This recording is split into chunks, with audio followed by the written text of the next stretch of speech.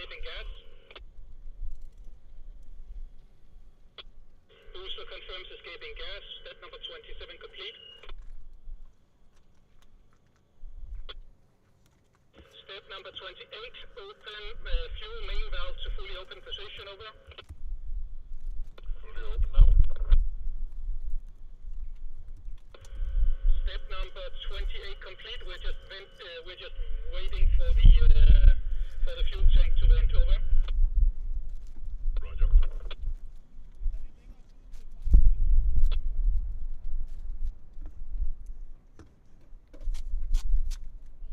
Hello everyone, we should be back now, up and running. Please confirm in chat if you can hear me. Should we use the top vent valves? Yeah, if you can vent it faster, then open the vent valve as well.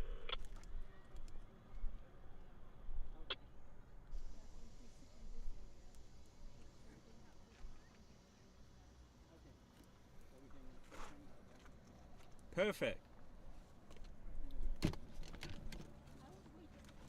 So, thank you and welcome to our static engine fire test today. The engine that we are testing is a small liquid nitrogen evaporator engine, which we will be testing in multiple different configurations for the speaker rocket itself. We have clear skies more or less here, nice weather, no rain, and we are just working on fixing a stocked valve on the LOX system. So hopefully we should be able to the first test shortly. I will try to guide you guys through today's events. And yeah, please feel free to ask any questions regarding today's test or what we do in general at Copenhagen Suborbitals. I can see there's a question approximately how long will we see the test. So I would carefully estimate in 30 minutes we should have the first hot test. As mentioned, we will have 15-20 burns today, varying from 10 to 20 seconds or so. At least that's my hope and expectation for today. We might see the container behind me where we have our new test stand, and you can also see in the composite image down to the left, you can see a picture of the engine itself mounted in the test stand. So this is from inside the container. This test stand will hopefully also be used to testing our BPM engines later this year. So today's test is both a test of our new test stand, all the data that we are receiving from the test stand, and a test of our liquid nitrogen evaporation engine.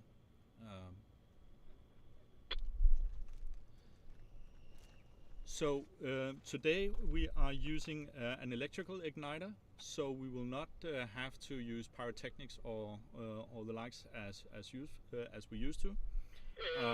Our hope is obviously that this igniter will be able to withstand the heat generated from the burns themselves, but it should, unless we pass our limits, obviously. All the temperature sensors are giving reasonable numbers, over. I can confirm that too. Alright, we will be skipping the second step, number 35. We have already checked that the spark ignition functionality is functional. Please stand by for moving to the fuel loading part of the checklist. I want to get this thing fueled before we add the last nitrogen up to 200 bars.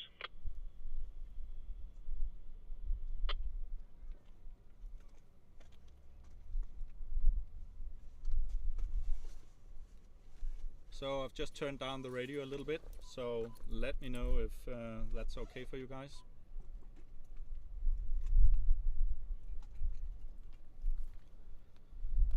So, and today's broadcast, by the way, is done from the trunk of my car, so this is a true trunk stream. So we were a little bit concerned about weather conditions today, and the equipment that we are using for streaming doesn't tolerate water. And unfortunately, we didn't have any tents to raise today. That is correct.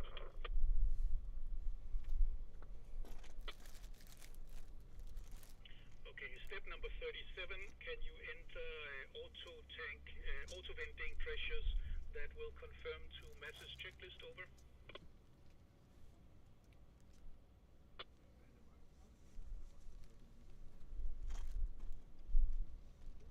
Auto vent pressures are set 1 bar above the highest. I mean, the recent SLS engine tests, I would say, had probably a little bit more punch than what we are going to be seeing today. Excellent, thank you. Step number 37 complete.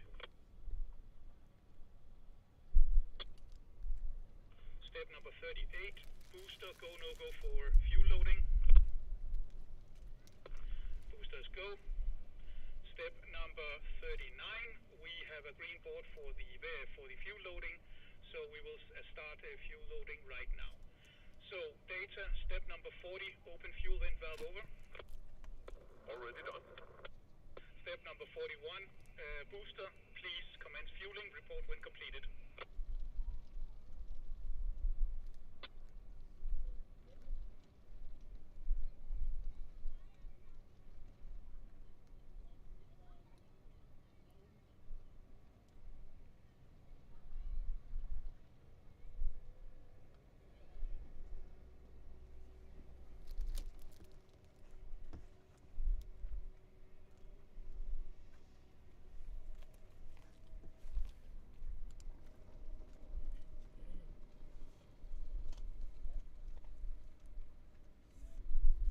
So there hasn't been a first fire yet. The first fueling attempt, we had a stock LOX valve, and that step has now been fixed. 40 liters of fuel, we're currently loading 40 liters of fuel.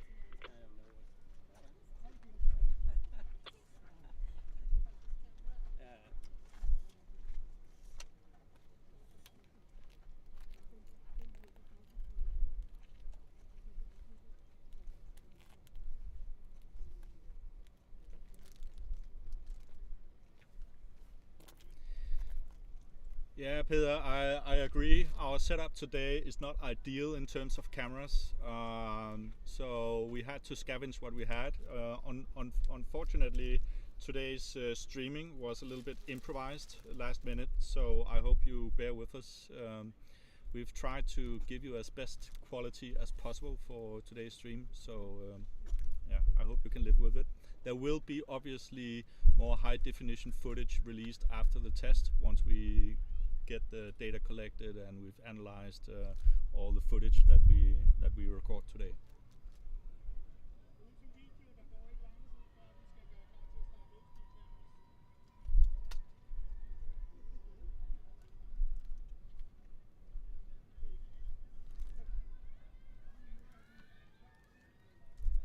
Also, while I'm at it, our chairman has given me a couple of these giveaways, these remove before flight. So we will be passing them out today to some of you viewers. Yeah, if nothing else, then stay tuned.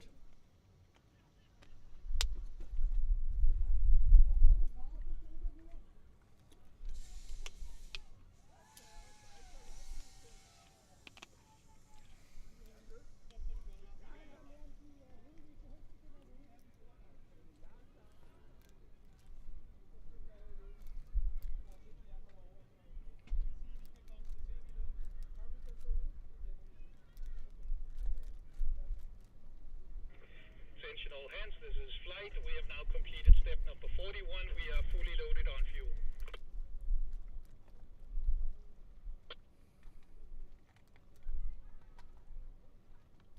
Data flight. Step number 42, close fuel vent valve. Fuel vent valve closed.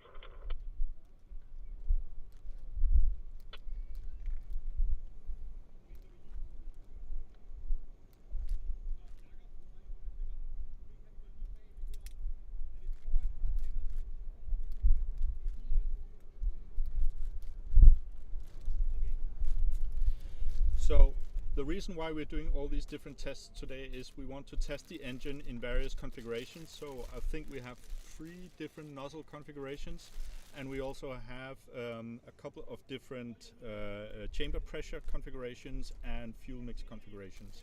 So, and this is basically to make sure that our math holds. So we'll figure out the profile of this engine, so that once we get into a situation where we need to fire it for real, we know its signature and exactly what chamber pressure to use, what fuel mix, etc., etc. So that's basically what we're testing today.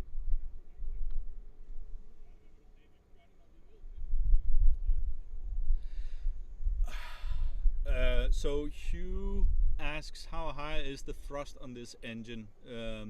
So this engine is, think of it as an overpowered wheat burner. It is, so it's not a propulsion engine, it's an engine designed to heat the liquid nitrogen within the to pressurize the tanks within the speaker engine. So it's not an engine where we are that interested in thrust. We are interested in the burn and how much energy it can release. What's the nitrogen pressure at this point? I'm reading 100 bars. Okay, understood. Er okay, ligger sådan en her? Det er okay. Ja, det gør. Det er jo bare det samme, der går ud. Ja, yes. Yeah. So we've got a journalist, news journalist, piggybacking our stream here as well. So please be nice in chat.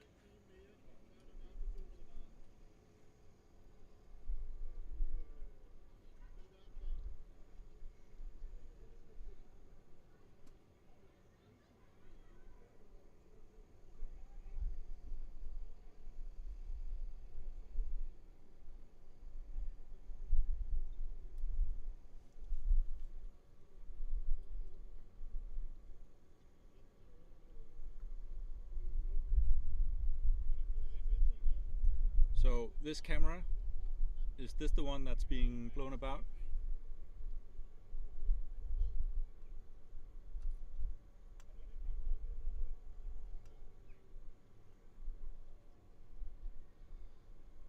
So I hope the audio level is okay, that you can actually hear my comments. Good.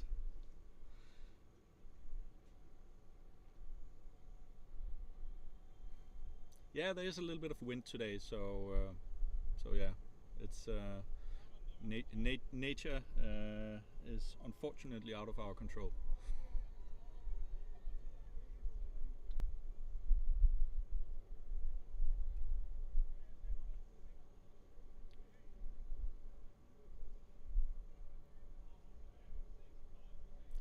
Yeah, it's the camera itself. It's unfortunately the best I had at hand. So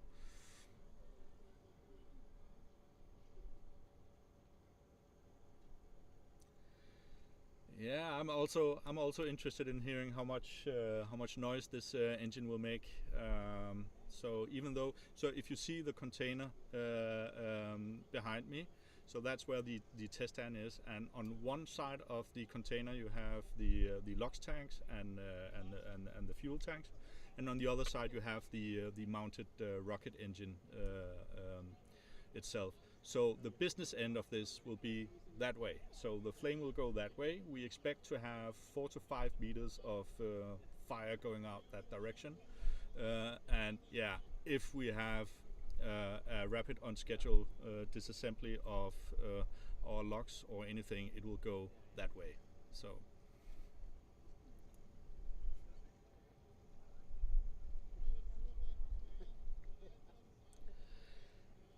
So the fuel tank, the fueling has now been done.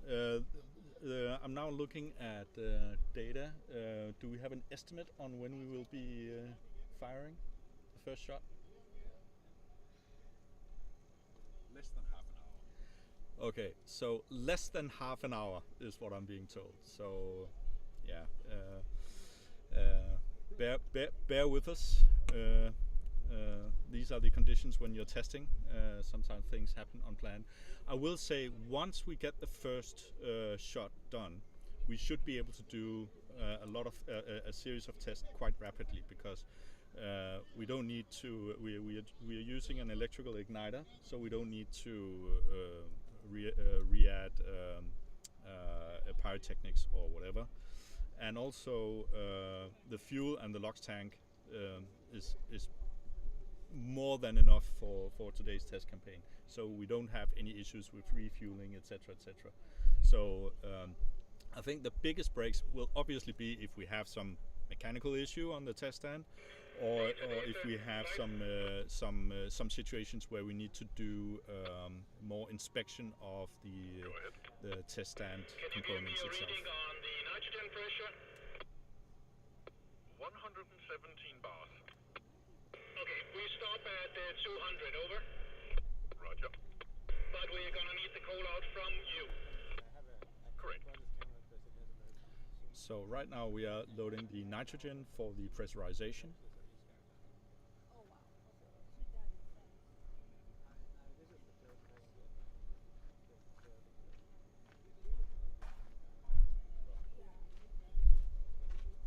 Optager du de individuelle feeds?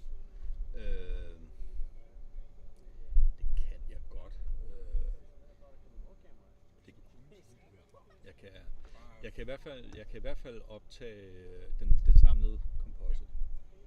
Men hvis du også kunne optage specielt kameraet inden for testkonteksten. Yes. Hvis den ikke kan, så Jo, men det er bare rart at have den i.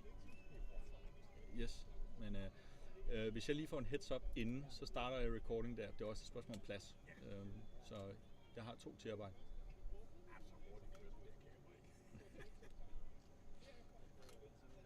ikke.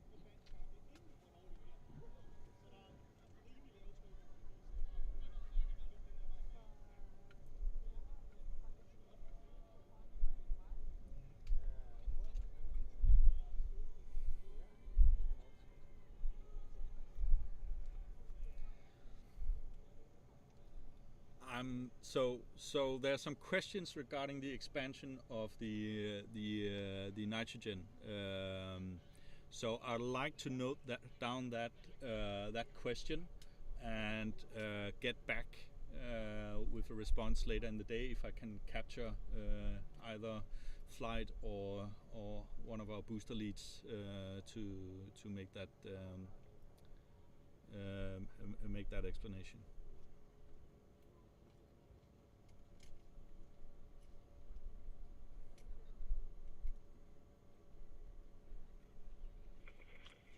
Crowd, Matt.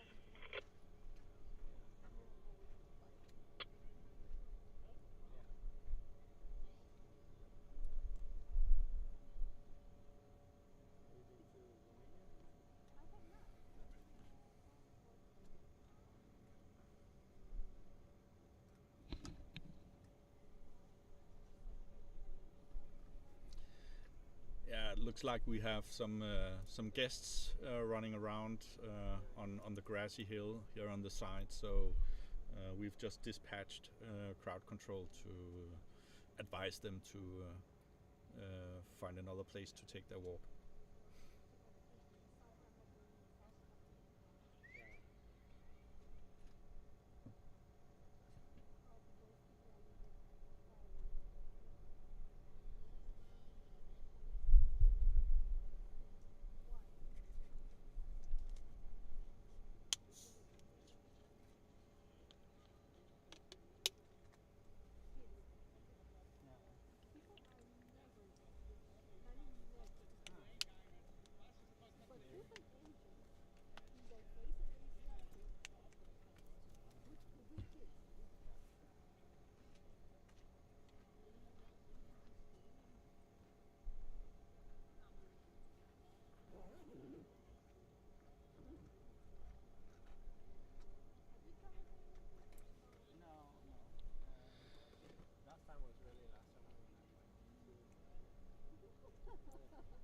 Yeah, we were discussing regarding the camera setup whether we should add the top right one to the composite.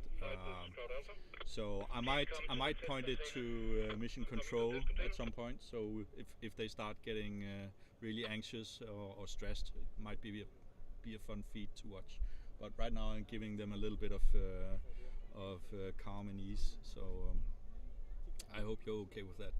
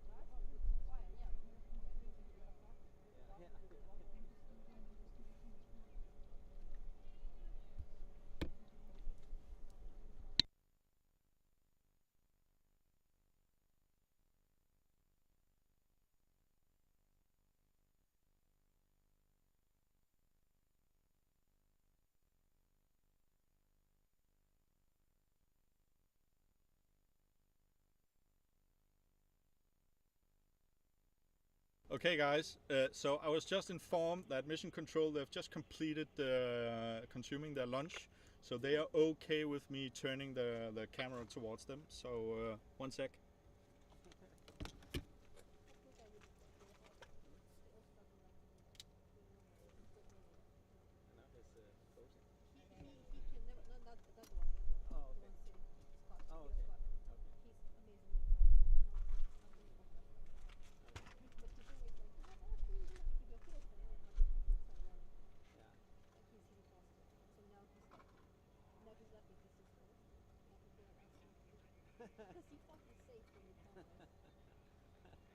But isn't that a camera direct? Oh, that's something else.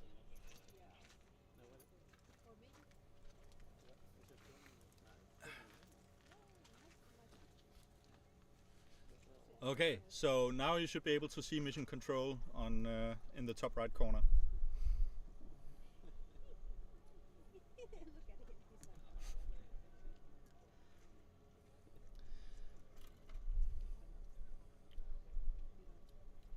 So we will be doing a little bit of an experiment later in the day where we'll actually be trying to do some live mobile reporting using FaceTime into our streaming software, and then hopefully we'll be able to make a nice segment there as well,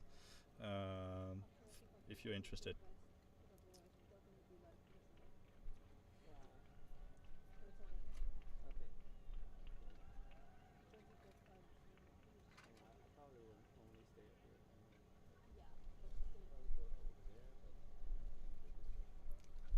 Well, greetings to Bolivia. Thank you for watching this live stream from Copenhagen, Denmark.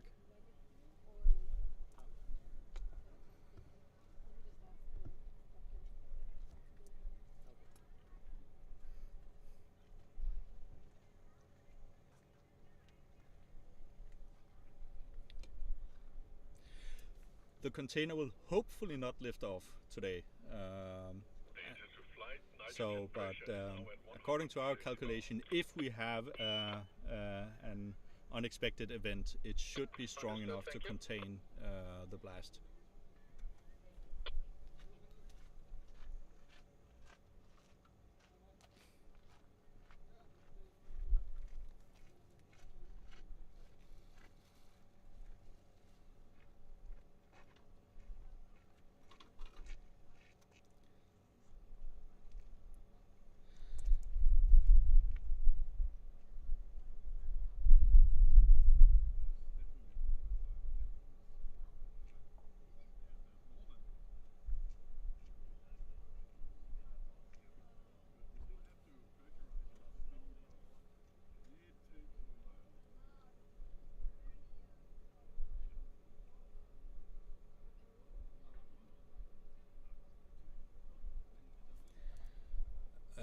So I don't have a cable. It's a USB camera, and I don't have a cable long enough to put in front of them. But I will make a mental note of that setup for our next stream. So.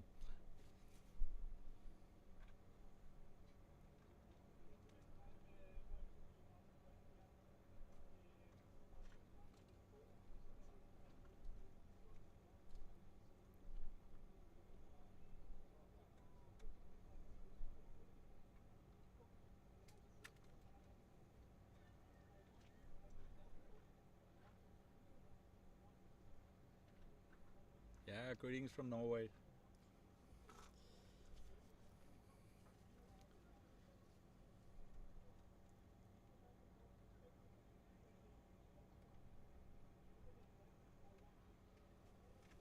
Okay, I can try and turn it up a little bit. Was that better?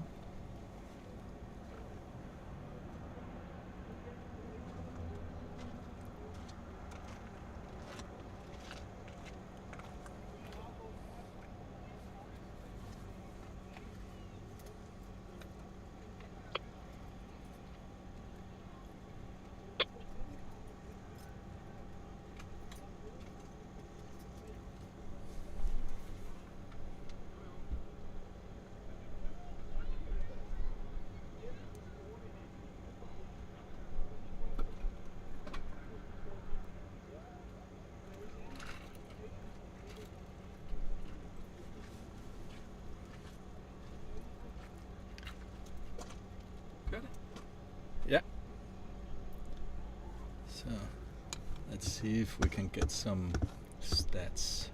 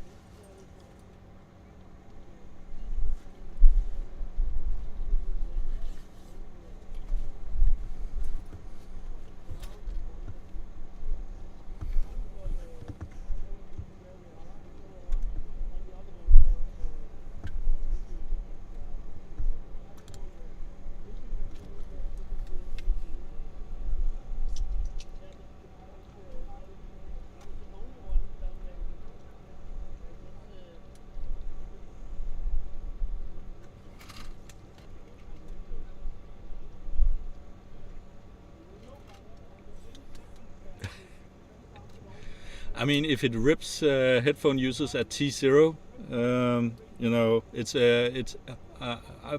I personally believe that's a nice experience.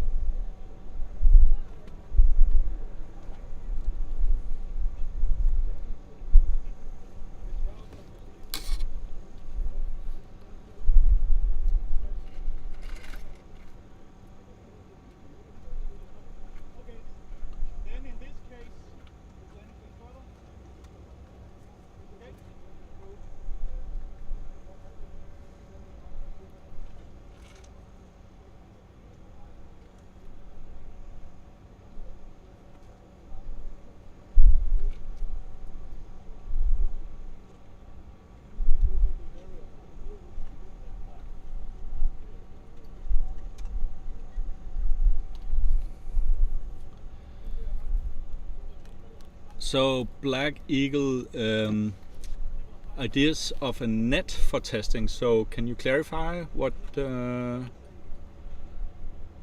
you are specifically thinking of there?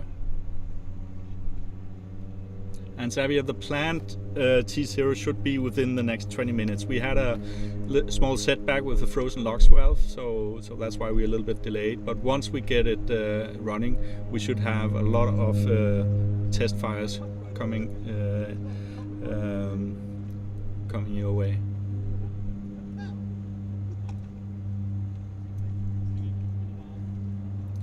So Bengi asks in terms of the range safety here. So we have a group of people who are ensuring our range safety. So they do crowd control. So we have sealed off part of the area here, and we are also vigilantly asking people politely to leave the area if they somehow come inside our barriers.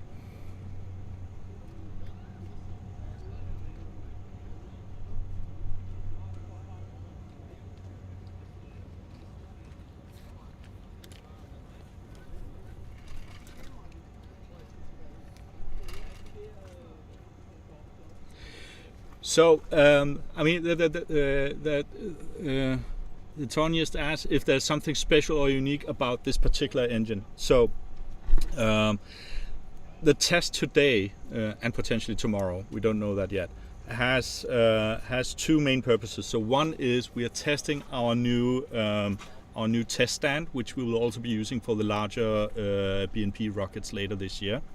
So it's the container that you see behind me inside the test stand. That is new, with new possibilities of sensors and monitoring, etc., etc. So the one part of this is testing the test setup.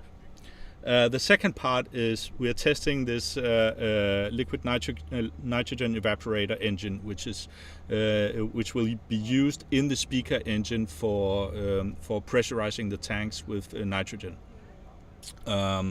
So that engine, it's not a propulsion engine as such, but it's for heating up and evaporating nitrogen. And the interesting thing here is that although it's kind of small, it still has some nice characteristics, and we are able to do a series of tests where we will also be able to test its limits in terms of temperature, chamber pressure, all these kinds of things. So all the data that we get from these tests will be very, very valuable to us. We're also testing a new igniter system, so we are not using pyrotechnics for this test, which will enable us to hopefully do multiple fires within a very short range of time.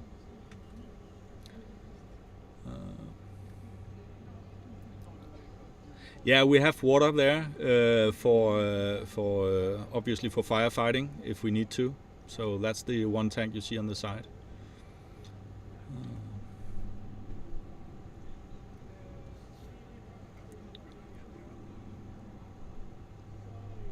And yeah, a live video feed is a very large stress test, indeed. I agree.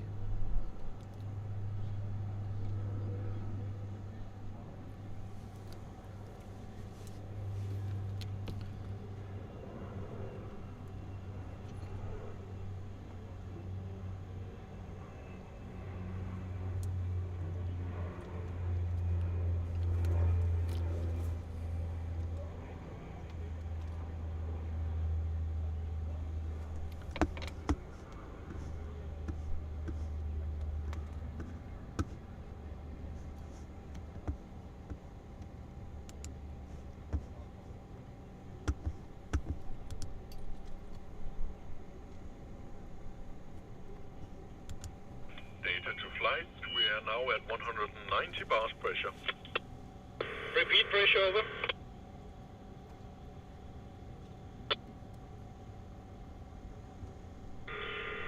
Please repeat pressure. Pressure is 192 now. Very well, give us a shout on 200 and we'll close down the compressor. Will do.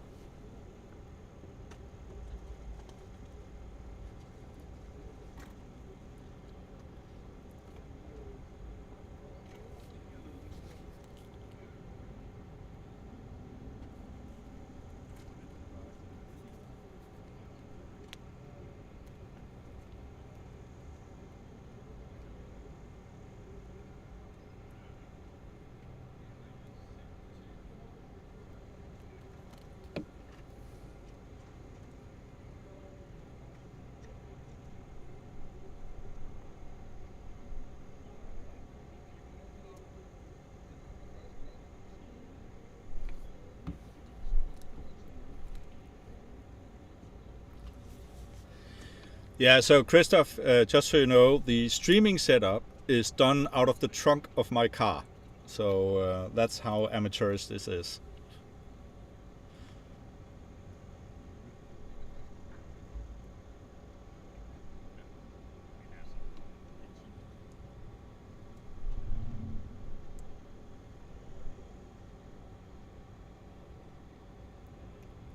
Exactly.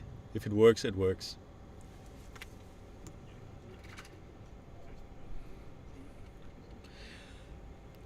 So the reason for the tray under the nozzle is if when venting the engine, if alcohol should drip down, it drips down into that tray. So it's basically to make sure that we don't have alcohol all over the container.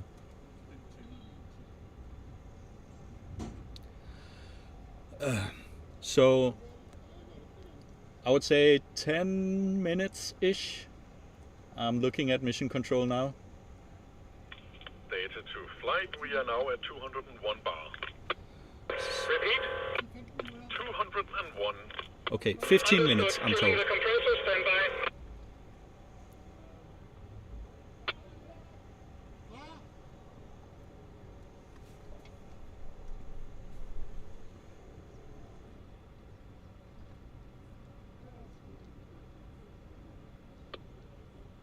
Alright, compressor is killed.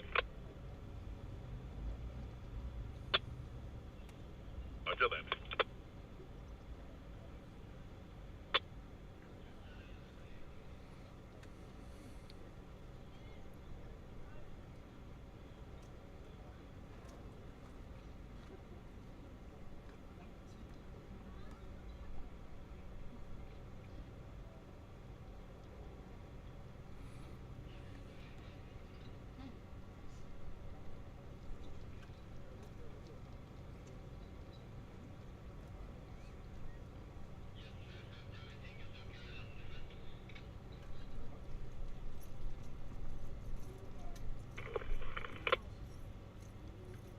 Okay, attention, this is flight going to step number 43.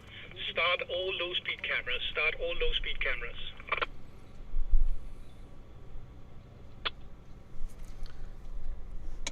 Så skal du køre dit kamera eller hvad? Ellers så skal det startes nu. So the fact that flight just called out that we are starting the low-speed cameras could indicate that there will be some action very, very soon. So the giant building behind me, it's part of the old Burmaster and Wayne shipyard. So this is one of the huge hangars where they used to build gigantic ships and diesel engines, etc., etc.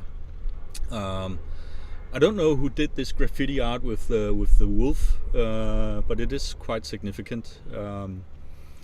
I think maybe it was done as part of the Copenhagen festival some years back, but maybe someone in chat knows this. This is flight step 43. Complete. All low-speed cameras are running.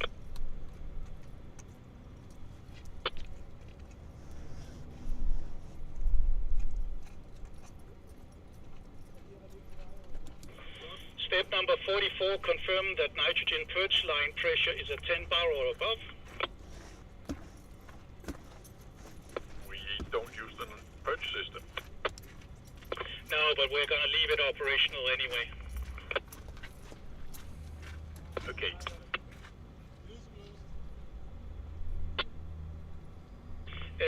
Data, we are pressurizing the purge system, so if you want, you have the option of purging. Not sure it will be useful, but the option is now available. Over.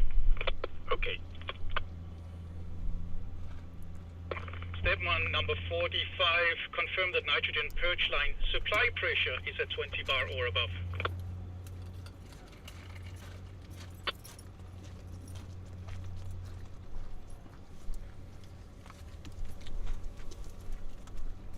Step 45 complete.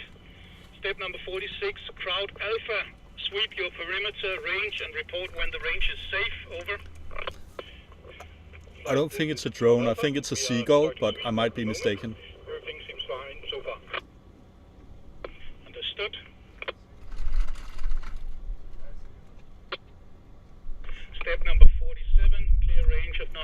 non-essential personnel.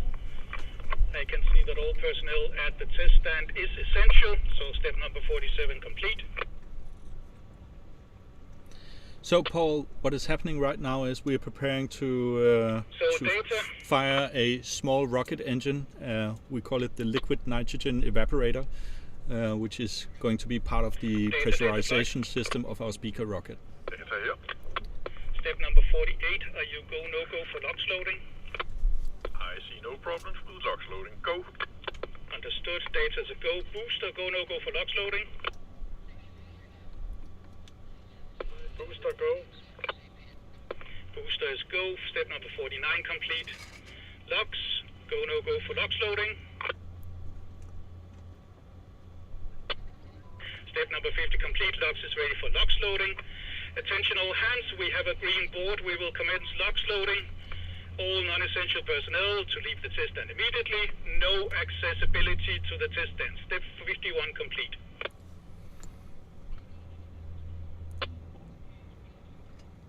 Data flight. Data here. Open the LOX vent valve, please. LOX vent valve is open. Attention all hands, this is flight. We are starting step number 53. We are now loading LOX. We are now loading LOX. Data step number 54. Do you have a target loading target of liquid oxygen over?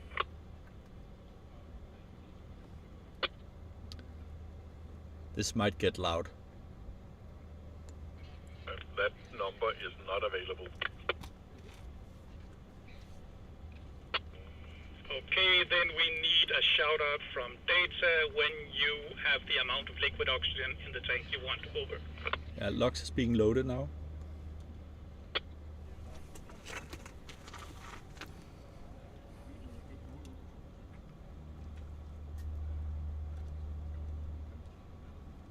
Flight, this is Cloud Alpha. I just want to report that the area has been swept and it is clear as of now. Understood, that clears step number 46. Range is clear.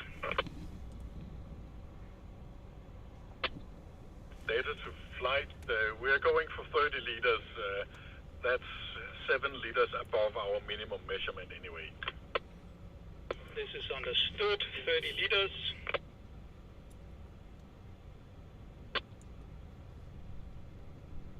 Okay, step number 55. LOX, you're authorized to start loading LOX liquid oxygen. We will confirm when we have, well, give us a shout out when we reach 30 liters. Confirmed.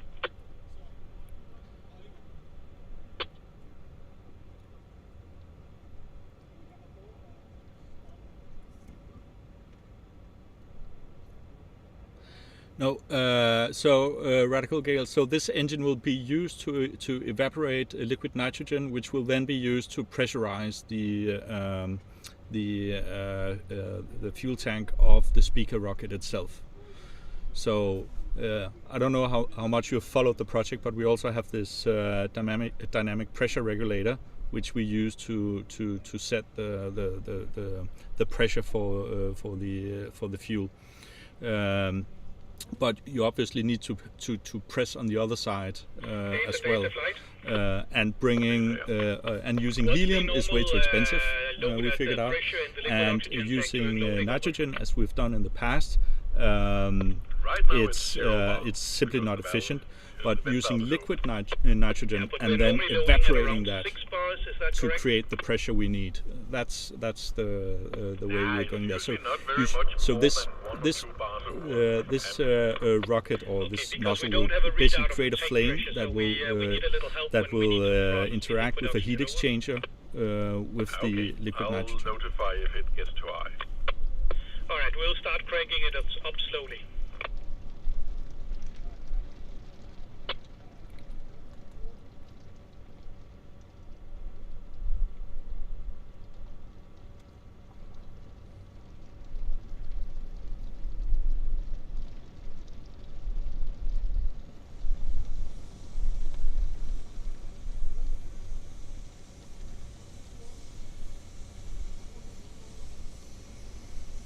That's probably fast enough. Okay, we'll leave it there. Tell us if it gets too high. Yeah, it's hovering hovering Yeah, at thanks around feels 2 good. bars in You're the right. This was for Copenhagen in 2015.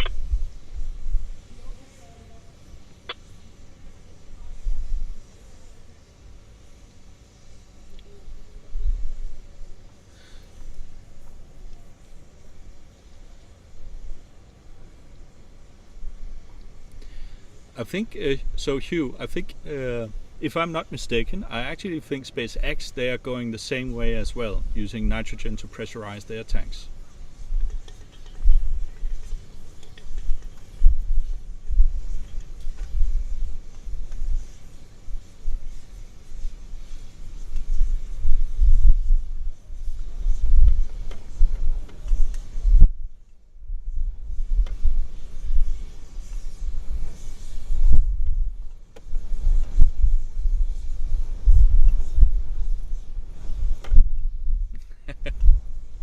But that's the purpose of testing.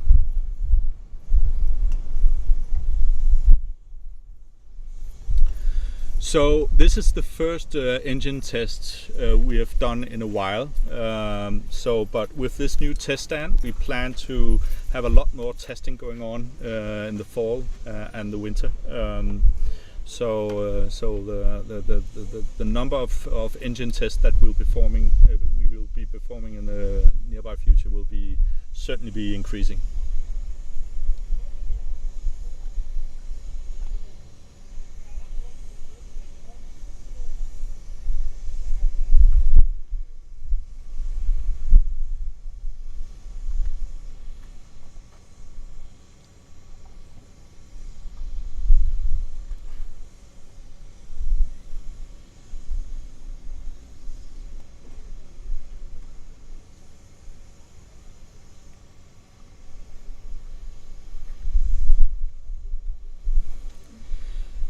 Yes, a radical Gale. Where the exhaust will go after heating up the nitrogen, I owe you a response to that. I currently don't know that, but I'll figure out an answer today.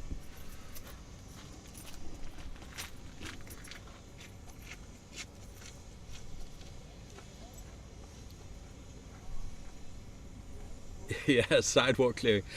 Again, I think this is Denmark's largest weed burner. So maybe even Northern Europe's largest weed burner.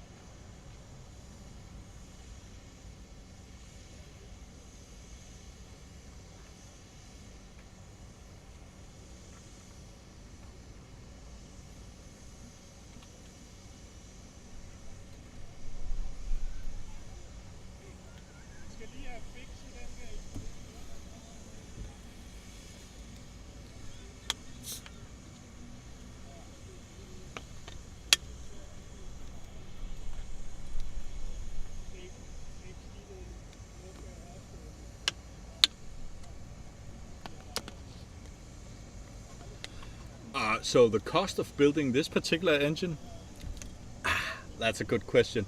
I think our overall operating budget is less than 1/10 of the coffee budget of NASA. So no, what this particular engine cost in materials, I think it's minuscule.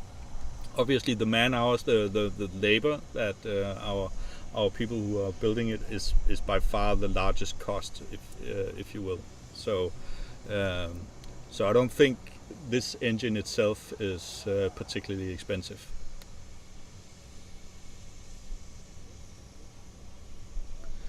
So Yeah, so there's a question regarding why don't we use turbo pumps, and I know this topic has been back and forth since Suborbitals started. The problem with turbo pumps is they are very, very difficult to manage. If they malfunction, they malfunction in a very bad way. And I think we've never found a 1.5 bar. We've never found kind of a good stable way of managing turbo pumps to move fuel. So that's why we've come up with all these different concepts to avoid using turbo pumps. Who knows? We may have to revisit that point someday. But I think for now we are trying this DPR, this dynamic pressure regulation concept, which we've already flown, and it works, and it's really, really predictable and stable.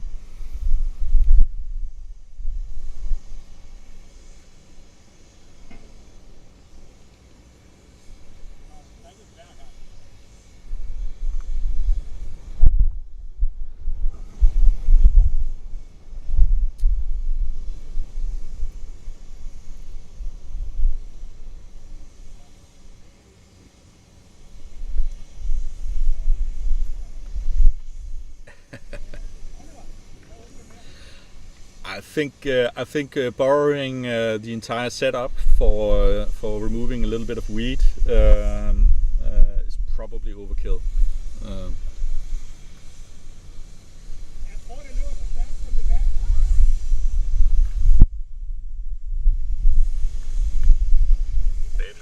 So the disadvantage or the caveat with using DPR is you need to have a higher pressure behind the DPR in order to be able to keep that pressure, and maintaining that higher pressure is a challenge. So we've tried using helium tanks, nitrogen tanks, but the problem is at some point the pressure just drops too much, and then the DPR isn't working anymore. So that's the whole idea with this weed whacker that we're testing, that we will be able to keep a high enough pressure on the feed side of the DPR system.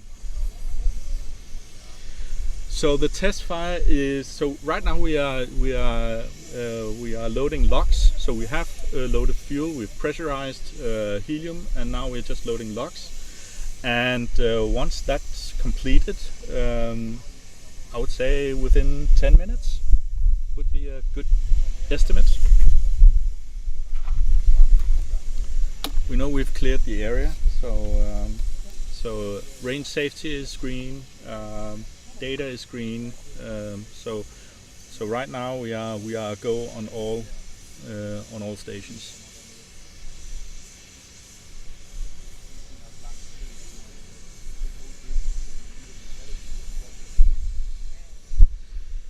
So actually, in terms of 3D printed parts for the rocket, I actually believe that our swivel nozzle has some metal 3D printed parts.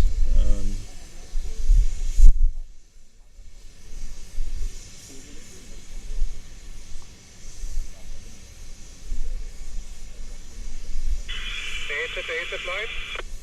Go flight. Yeah, true. Any LOX reading yet? Yeah, it has reached the sensor. It has lifted the sensor at 2 or 3 liters by now. Okay, thank you. So 3 liters of LOX, and I think we were going for 30 liters of LOX for this test.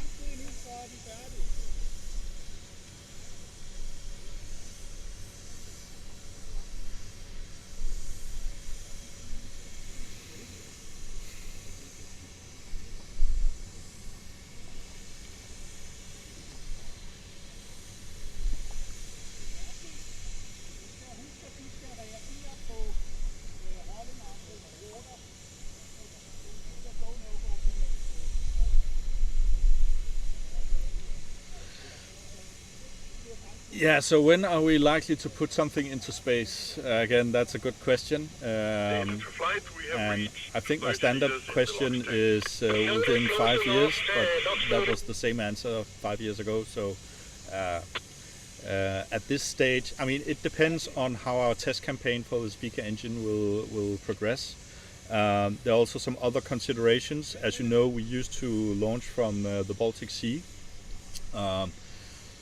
I think we have some security concerns in terms of the geopolitics going on in the Baltic region right now, which prohibit us from launching from the Baltic Sea. So we will probably need to look for other launch capabilities in order to launch something big that would potentially be able to reach space. Okay, There are a couple of options there. 55 completed. We have completed LOX loading. LOX loading complete. Sorry. Attention all hands, this is flight step number 56. I can confirm that we have loaded the intended amount of liquid oxygen. The LOX loading process is complete. Going to step number 57, start high-speed cameras. Start high-speed cameras. Starting high-speed cameras.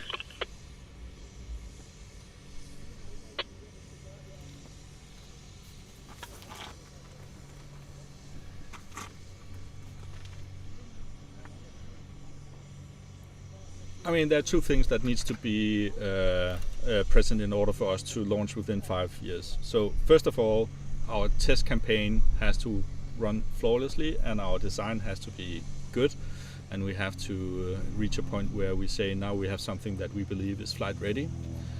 The second thing is obviously funding. We are an open source or more or less open source crowd-funded projects made out of volunteers. And I think the period we are in right now, our biggest concern is funding for production. Those two elements, if those two elements are green, I think 5 years is realistic. But yeah, I think doing predictions with 100% certainty on these kinds of things is probably not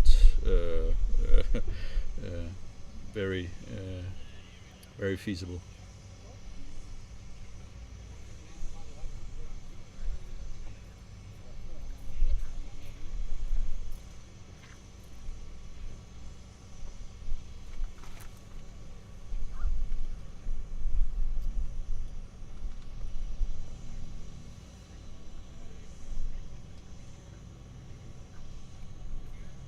Yeah, you're welcome. So back to launch. So again, there are a couple of options that we've been considering, but nothing is firm yet. I mean, obviously there's the possibility of going up to Andøya in Norway and launching from there. Or I don't think S-range in Sweden would be feasible. There's also another possibility. There's a new startup here actually in Denmark, also called Eurospaceport. We're getting ready to fire. So they are starting to build launch capabilities in the North Sea using offshore logistics out of Esbjerg Harbor. And I think they actually have a test launch next year. It's a Polish rocket, I think.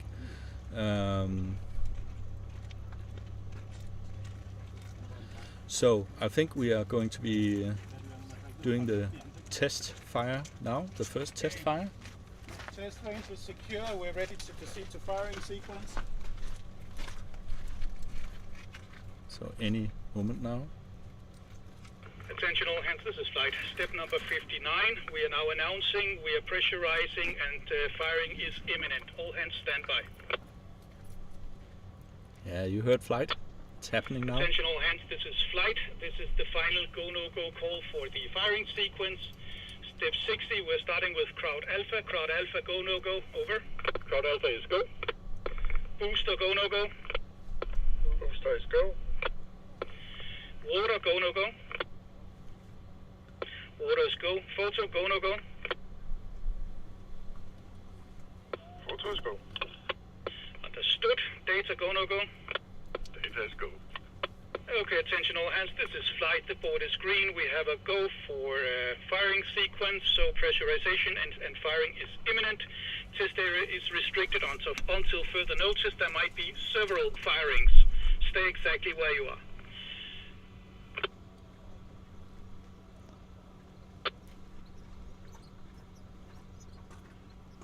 Okay, data step number 67, enable spark ignition system.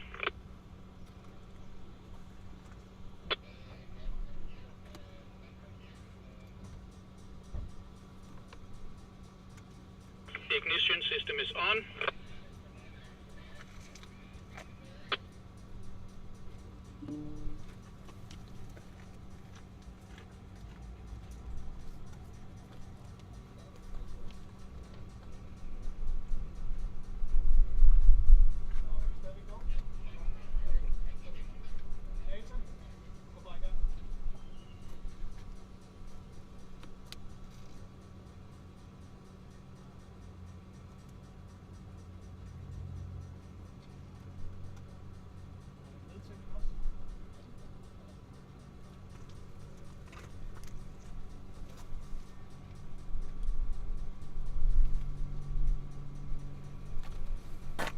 This might get loud.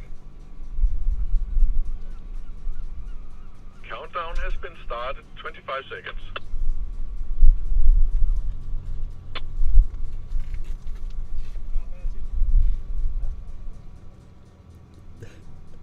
15.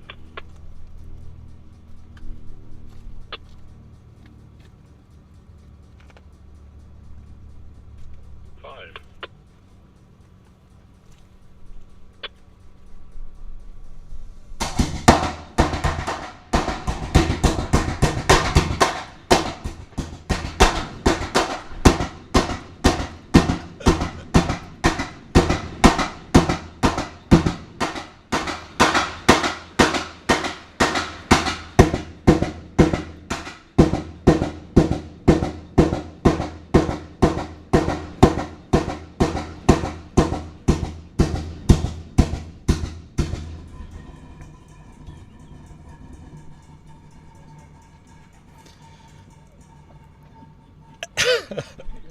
'Did you see the shock diamonds?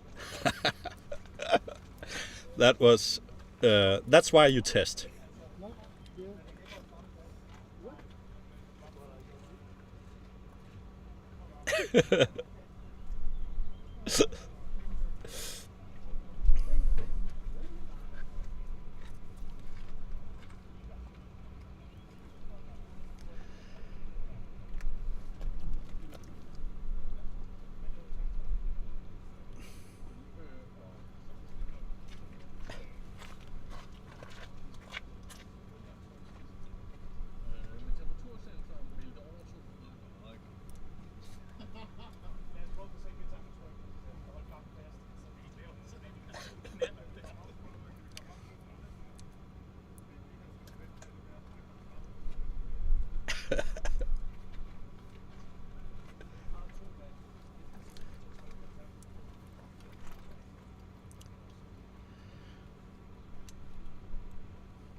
They're right now analyzing what went wrong.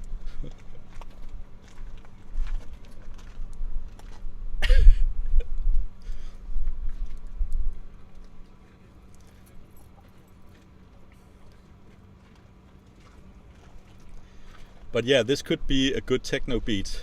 Yeah.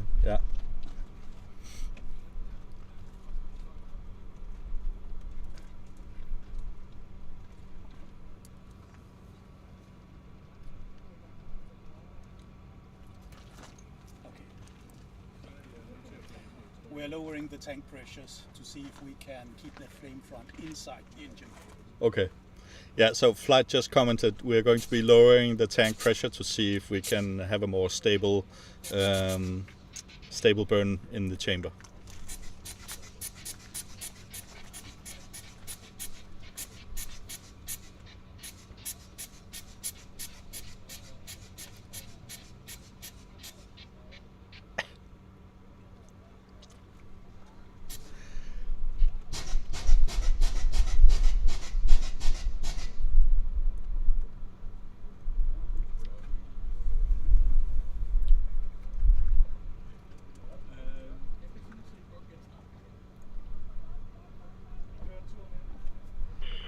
Attention all hands, this is flight. We have lowered the tank pressures. We're now trying to keep the flame front inside the engine.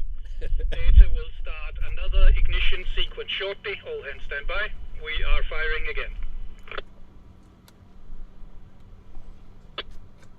So again, this fast, we have now been able to adjust the tank pressure, and now we are ready to launch another test, which is one of the benefits of our new test stand, that we can monitor and remote control it very, very efficiently.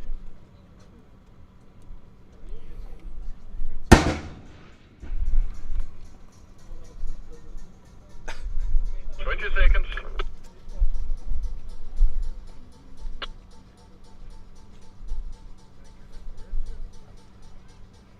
10 seconds. 5, 4, 3, 2, 1, go.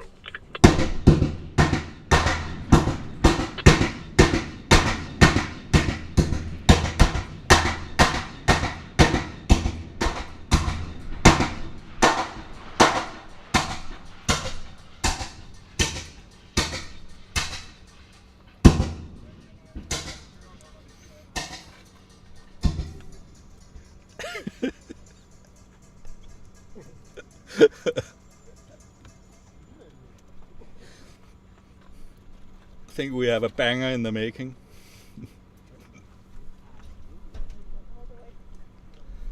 Unfortunately, it's only one that was there.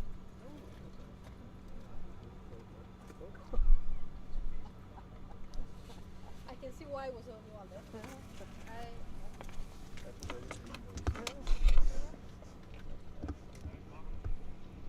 Were there any flames or just a... No. Yeah, that's not supposed to happen. Never heard that. But it's a new system, so it makes sense.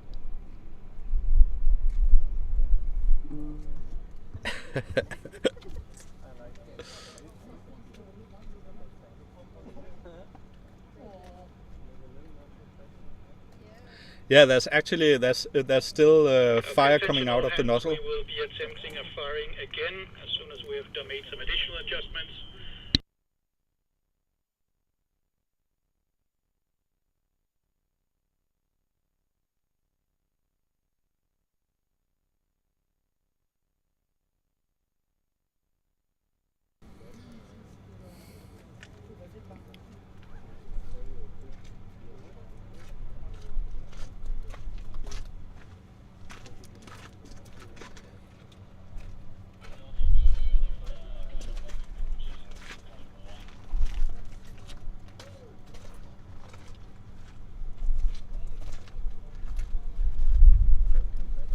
Attention all hands, this is flight. We're just considering which parameters to tune, and then we will be attempting another ignition attempt. Stand by.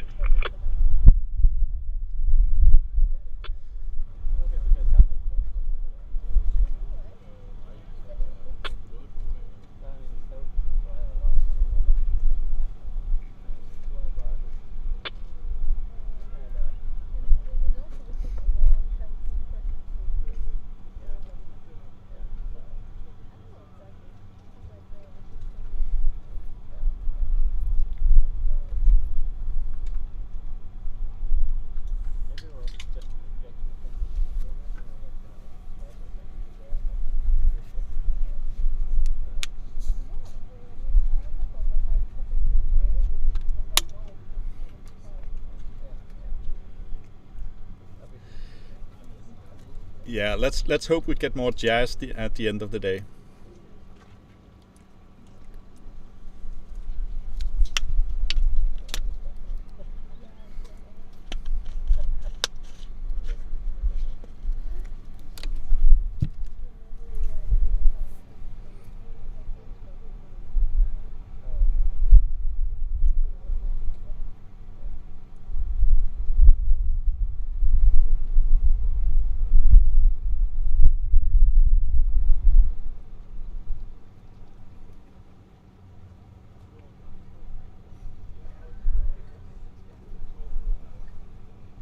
Good catch, Gail. I'll pass along that info.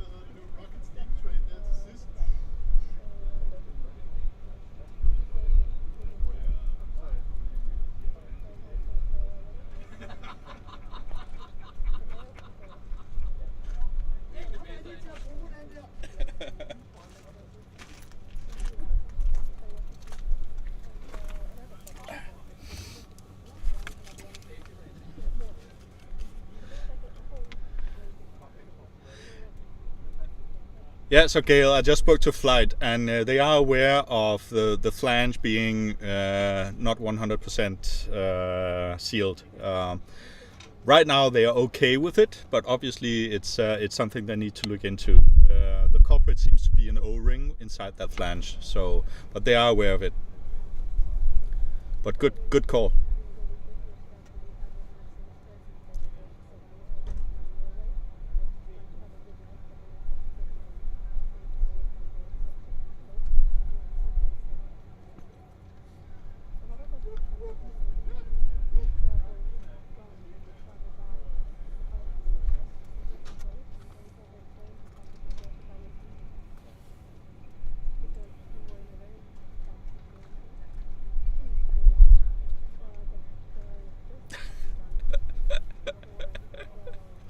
Yeah.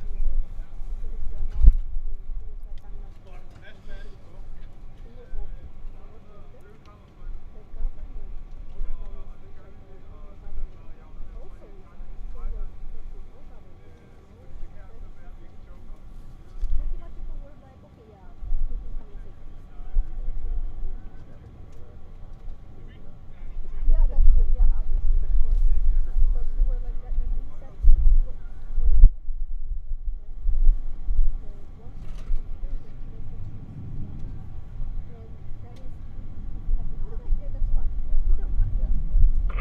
Okay, attention all hands, this is Flight.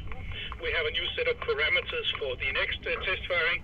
We're actually going to try to increase the tank pressures. So either the beat will become louder or hopefully we'll be able to retain the flame front inside the engine. Stand by for next firing sequence.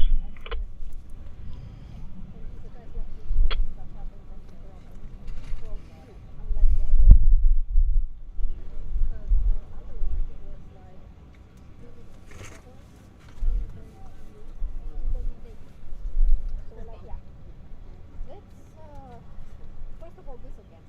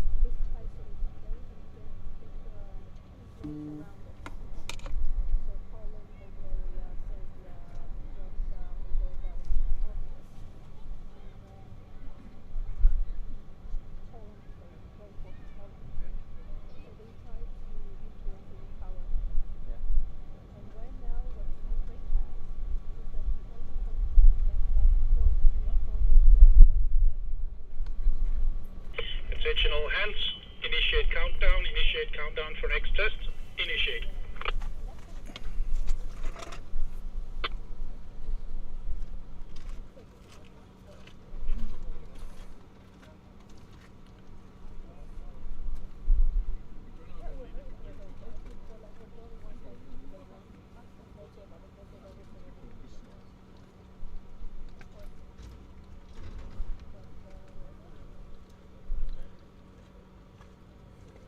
Thank you so much for that generous contribution.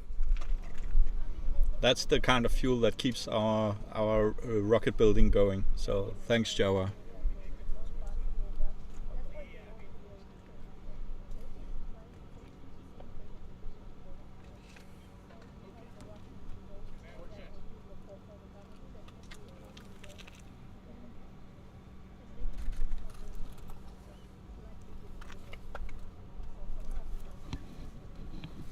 Yeah, so this is Mads Stenfeld. He manages our social media and does a little bit of photography. Countdown running 20 seconds.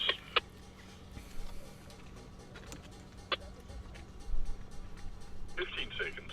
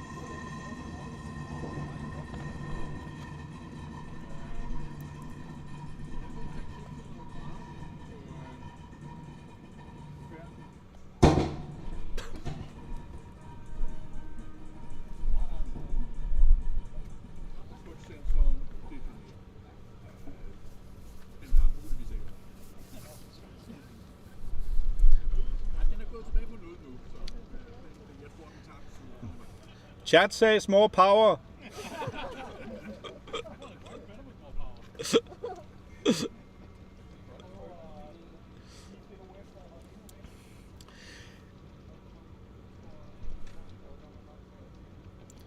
So we can change the fuel mixture during the testing, which is also a feature of our new test stand.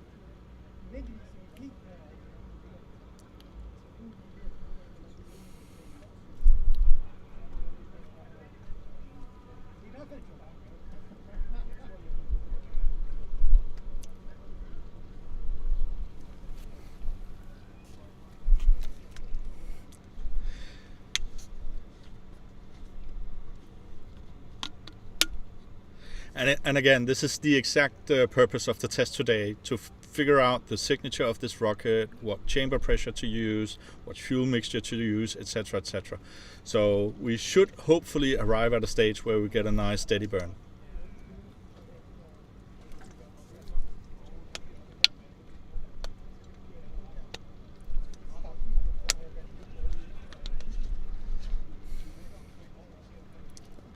I mean, I mentioned the leak around the flange to flight, and again, they don't seem to believe it's an issue for now, and not the root cause of why we're not getting a steady burn.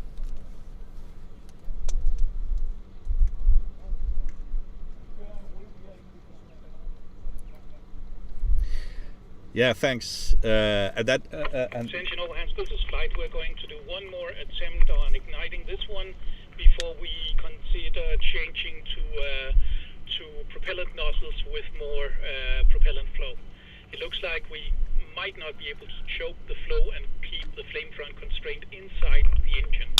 And more propellants should be able to stabilize that situation. But one more test before we consider swapping nozzles. Flight out. So what flight said? So we're running one more test, and then we will consider changing the nozzles. So changing the nozzles is obviously not something we can do remotely. We'll need to go in, disassemble the rocket, change the nozzle.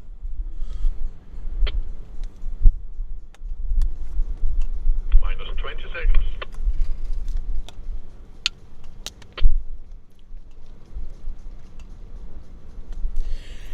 We will try not to destroy it, but we will surely test until we know its characteristics and how to run it.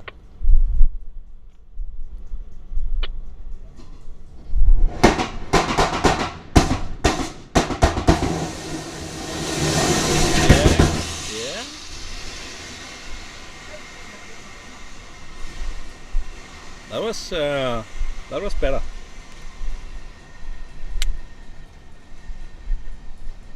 Attentional Hans, this was a partially successful ignition. It looks like we got the flame sustain inside the engine. We just cut down the abort sequence too early. We're probably going to do another test and let it run for longer. Stand by for more updates. Flight out.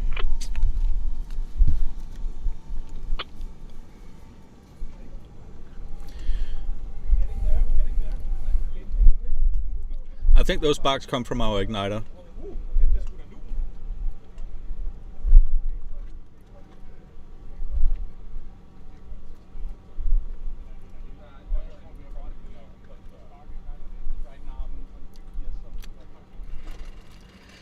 So Black Evil, you know, if we ever get to space, I think next step is,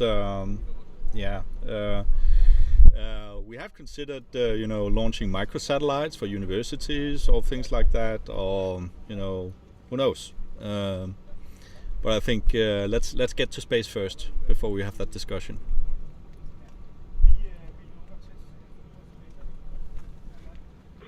Attention all hands, after a closer evaluation, we need to go and inspect the engine. The engine pipe got really hot on this one, so we need to make an inspection, and then we need to swap out the nozzles anyway. So we are now closing down this test series. We'll be venting the pressures, and we will be announcing when the range is safe. Stand by.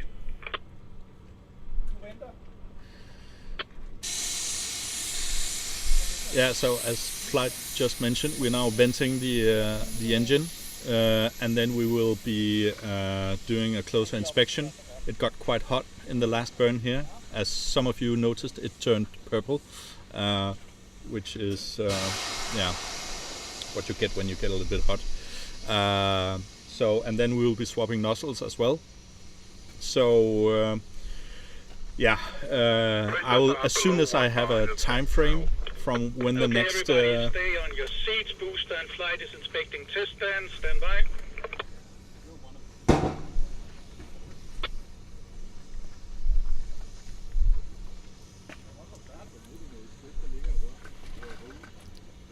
Yeah, so those small explosions you hear behind me, this is simply just leftover alcohol in the chamber. So.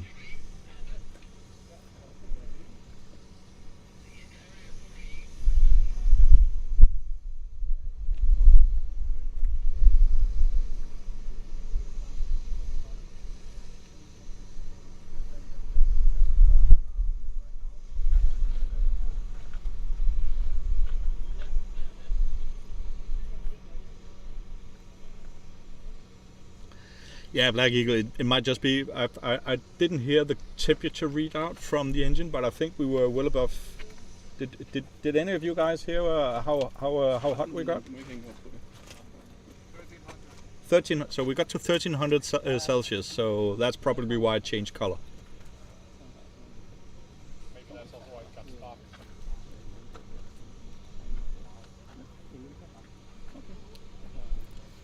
So the launch site is here in Copenhagen, an old shipyard in the outskirts of Copenhagen, Burmeister and Wain.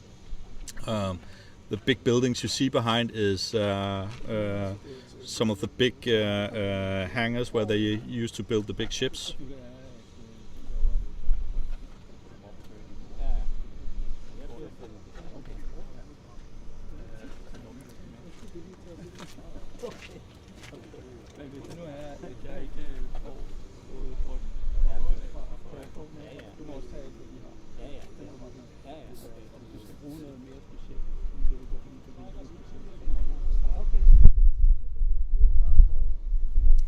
Yeah, thanks, Gail. I will see if I can rig something out right now. Please run the ignition system for 10 seconds just to ignite any residuals. Right now, I'm just trying to get an idea in terms of how much time it will take for the inspection and also the change of nozzle.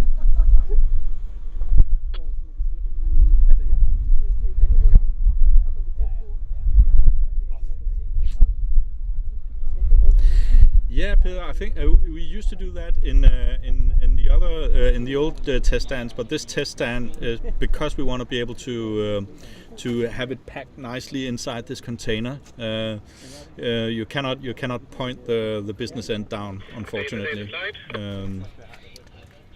But yeah, I agree. That is a consideration. The ignition system. Commencing ignition.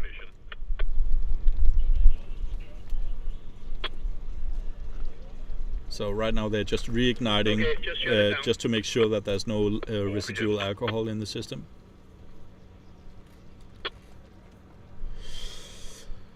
I think we're at 75% for this test. The ethanol concentration, yeah, 75%.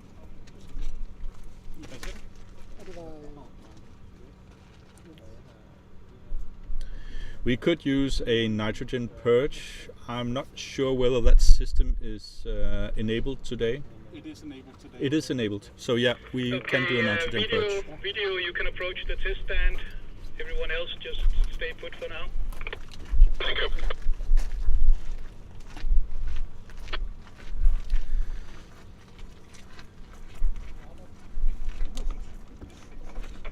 Data flight. Go. Just fire the ignition system one last time, please. Commencing.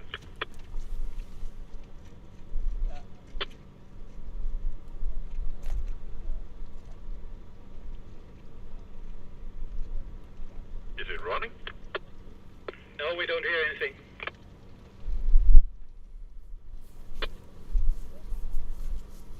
Can you check the power supply to see if it's on? Okay.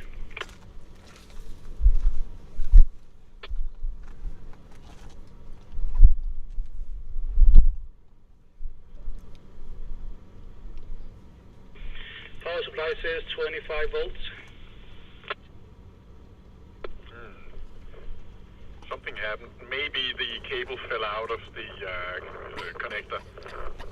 Okay. Kill the power to the ignition system. Test stand is safe. Range is safe. Range area is now open. Mission out. Okay, I'll just go and get an estimate in terms of when we can expect the nozzle to be changed and when we can expect the next text fire. So yeah, be right back.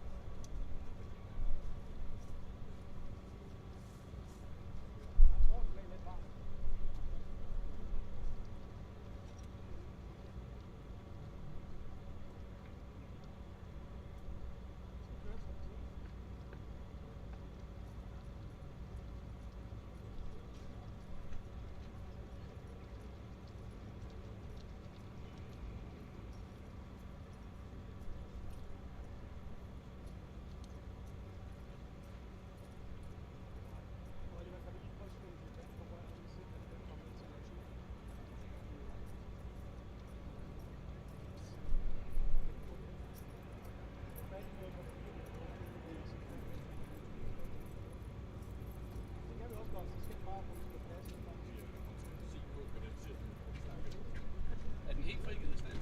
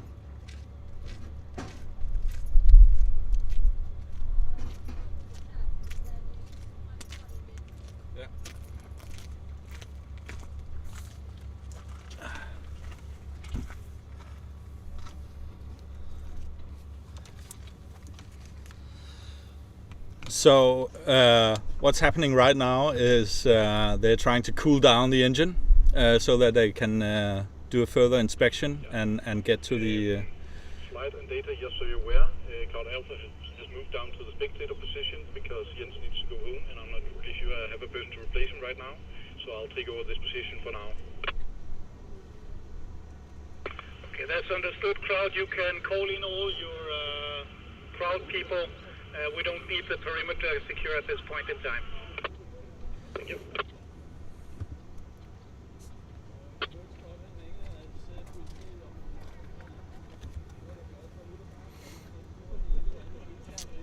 Yeah, so as you can see, Mission Control has left the building, but that's because right now all the systems have been shut down and they're now doing the inspection of the engine. You can see they are right now trying to cool down the engine. but it's probably going to take a while. As mentioned, it hit like 1300 degrees, so yeah, it will take some time before it cools off. Once it's cooled off, they'll do the inspection, and then they'll switch the nozzle, and then we should be ready to fire again. So the next campaign of test fires. So we now have 3 p.m. CET. My guess is it will take an hour. So yeah, if you need to hit the bathroom or get some lunch or whatever, now might be a good time to do it.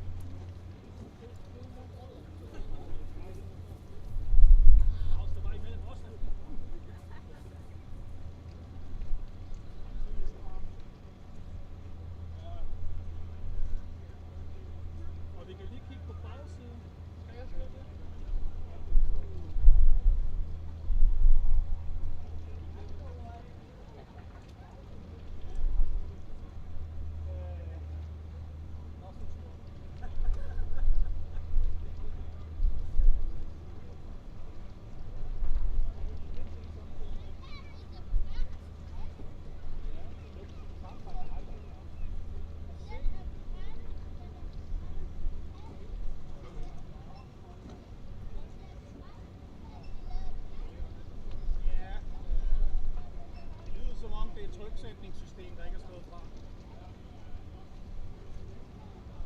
Stop, udluftning. Mads, boksen bliver nødt til at stå åben. Vi ventilerer stadigvæk. Okay, bare lad den stå åben. Okay. I don't know why it's not.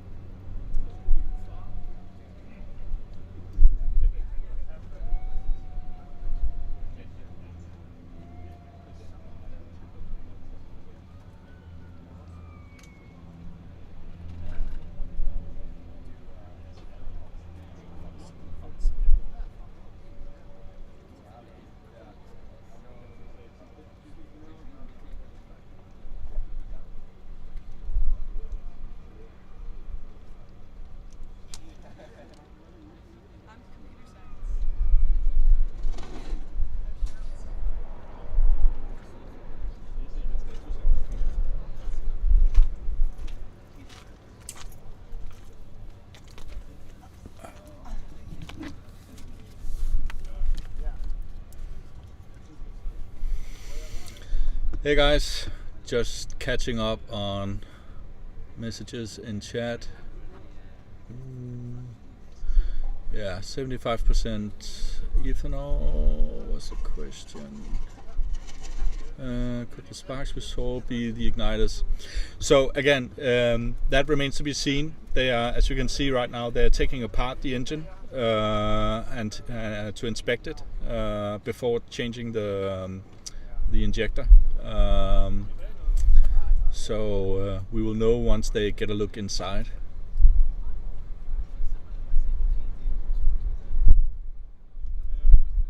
But yeah, the sparks you saw, it could have just been the igniter going off. It doesn't necessarily mean that metal parts flew out, but we'll know in a short while.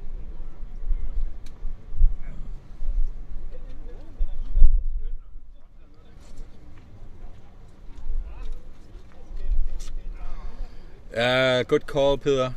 I'll ask the photo crew if they remember to switch off the high-speed cameras. I think they did.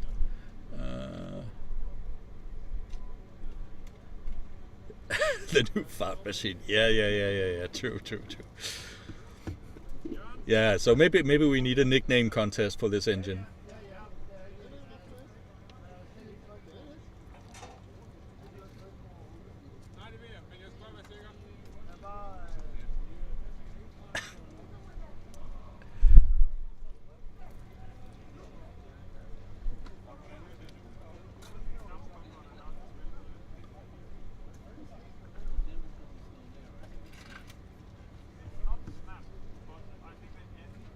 The weather is excellent, so I actually set up the stream equipment inside the trunk of my car in case it would rain, but I don't think we'll have rain today. So nice sunny weather.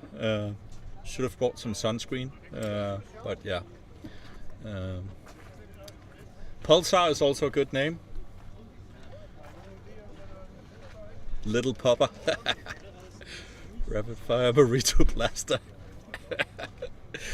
Those are all excellent names.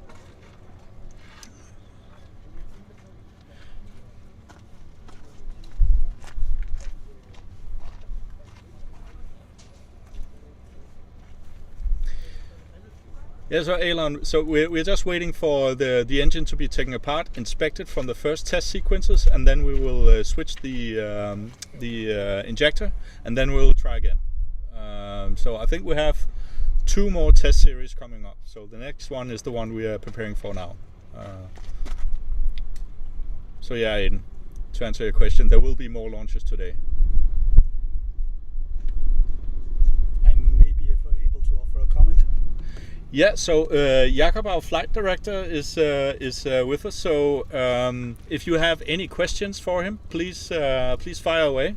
Let me start by giving a little update. So thanks first of all for tuning in and following what we're doing here today.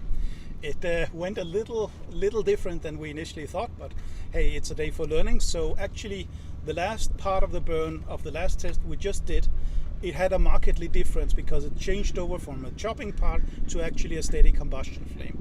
So what we gathered so far is we increased the tank pressures higher and higher, and the reason for it making those bangs and not retaining the flame inside the engine was we didn't have enough propellant flow to actually choke the nozzle and then start building pressure up inside the engine. And it seemed that that assumption might be correct because we increased the pressures further and further in the end, and we actually got half decent stable combustion in the end. Unfortunately, there was so much oxygen, it was so oxygen rich that we got a very hot tube very fast. And there was, even in the first inspection of the engine, there was a little tiny droplet of solidified molten metal hanging off the tip of the choke.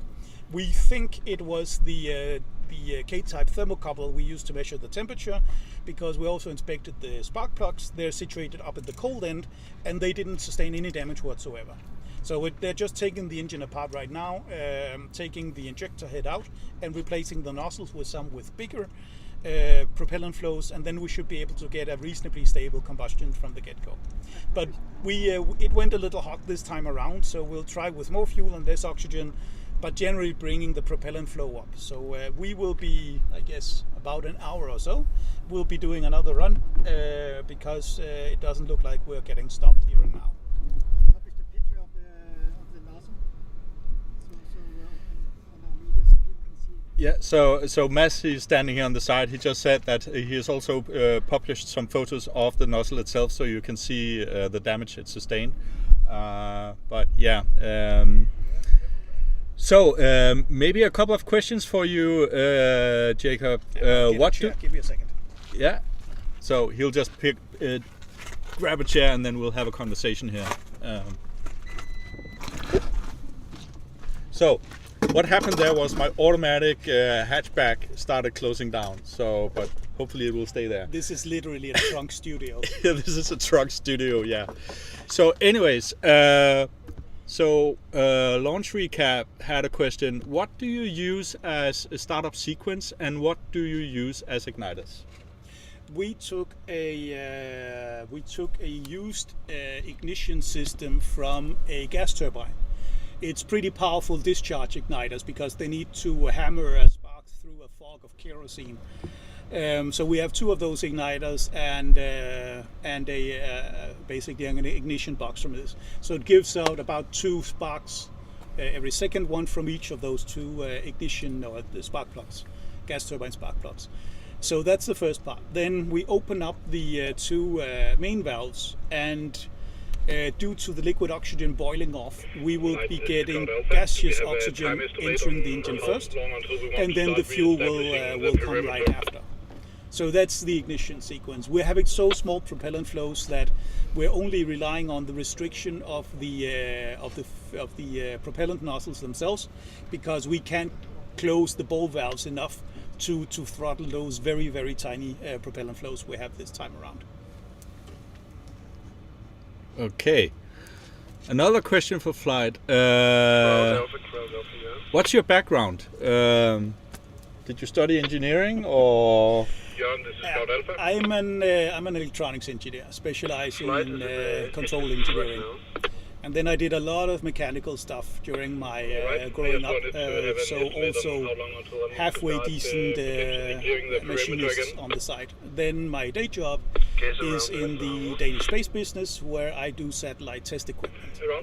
So I get the full menu. I do satellite test systems in the Danish space business as my day job, and then I play with rockets in my spare time. Good idea. As you do. Yeah. Thanks. What is the current injector setup? We're using a very, very simple setup for this. We have 7 simplex nozzles in total. That means we have an outer ring of 6 nozzles with a smaller flow, and those are basically the fuel nozzles. Then we have a larger central nozzle, which is the liquid oxygen nozzle. Essentially, these are high-capacity oil furnace nozzles, essentially. Yeah. So standard off-the-shelf stuff. Off-the-shelf components, yep. Good. Any other questions for Jacob before I let him go about his business?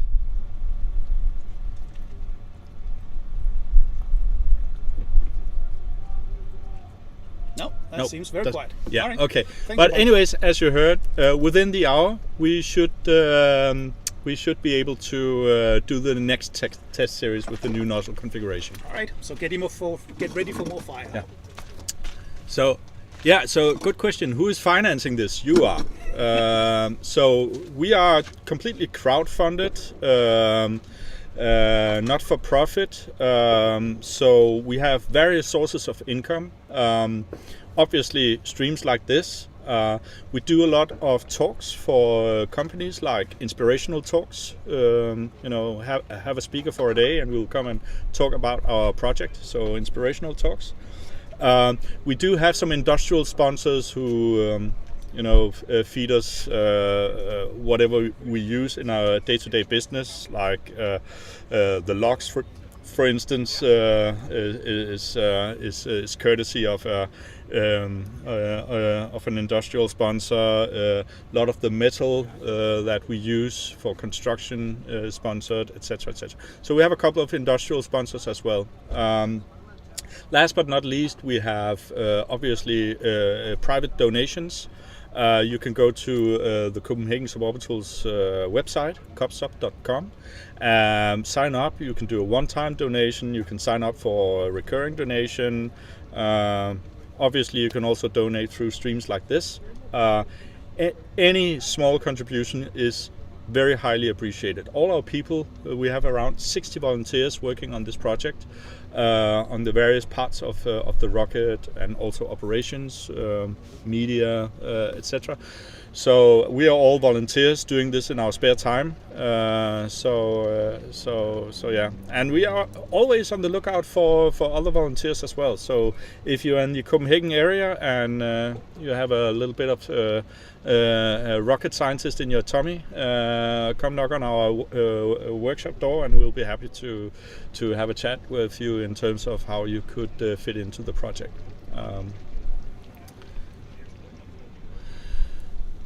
So you want to buy a ride to space? Yeah, so I don't know. I mean, maybe at some point we can send your ashes out. I don't know. I don't know the price tag of that yet. So you might want to reach out to Elon instead. I think his concept right now, his upstream concept right now, is maybe more suitable.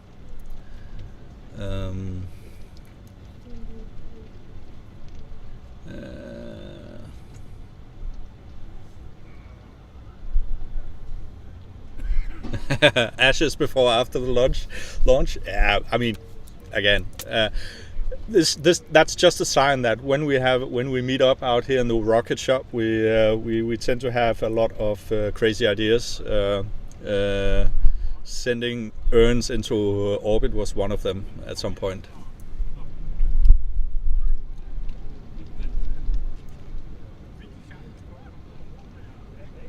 So Ballistic. So we actually Jakob, which you just heard before. He will probably be attending Euroc as well this year. So he's been participating, I think, most years. He's also been part of the evaluation team. He's written the handbook, the guidelines, the risk assessment guidelines, all this. And we are also guiding other rocket teams who are participating in the Euroc competition. So if you have a team of rocket people who are considering signing up for the Euroc competition, shoot us an email. We might be able to give you some initial guidance on how to get started and what to how to approach these things.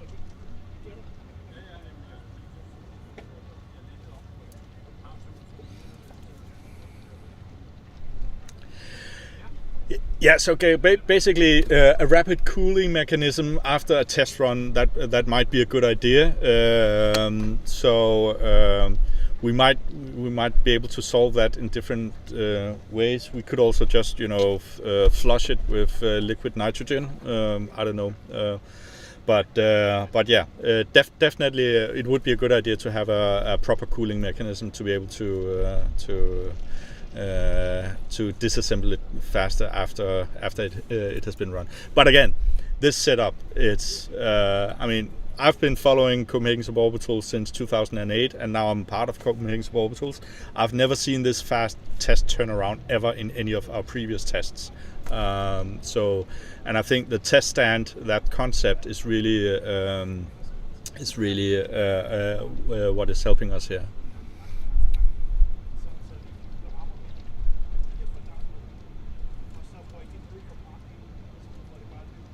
Ah, okay. Yeah. So Ballistic. So then you probably know Jakob.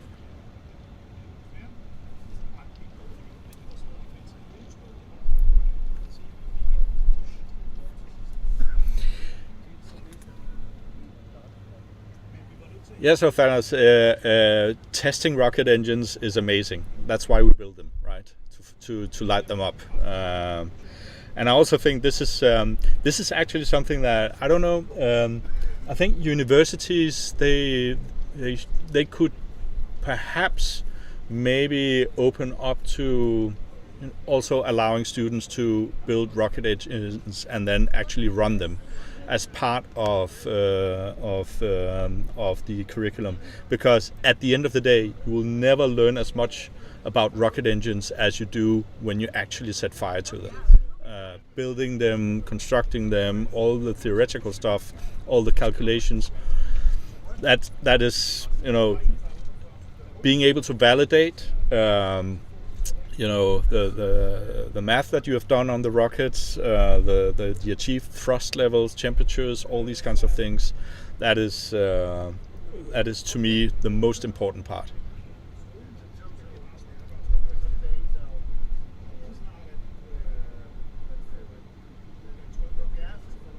Yeah, hands-on. It's learning by doing also. I mean, we have people who have never set foot at engineering school who are doing quite advanced stuff here. So yeah, learning by doing is definitely. Yeah, true. 2 hours of testing is a month's worth of calculation. But imagine. We are capable now, because of this test up, to conduct 3 test series today, where we've conducted the first one now and actually learned that that configuration was no good. But the data that we get from each test run is, as you said, priceless, and it will give us a lot of data to crunch over the coming period. So yeah, definitely. But also, as I said initially, this is not just about testing this specific engine. It's also about testing our new test stand, because this is a brand new test stand that we are testing. And so far, our ability to run multiple tests, change parameters like lowering tank pressure or changing the fuel mix, etc. We can do this on the fly and then restart again instantly, and that saves us a ton of time.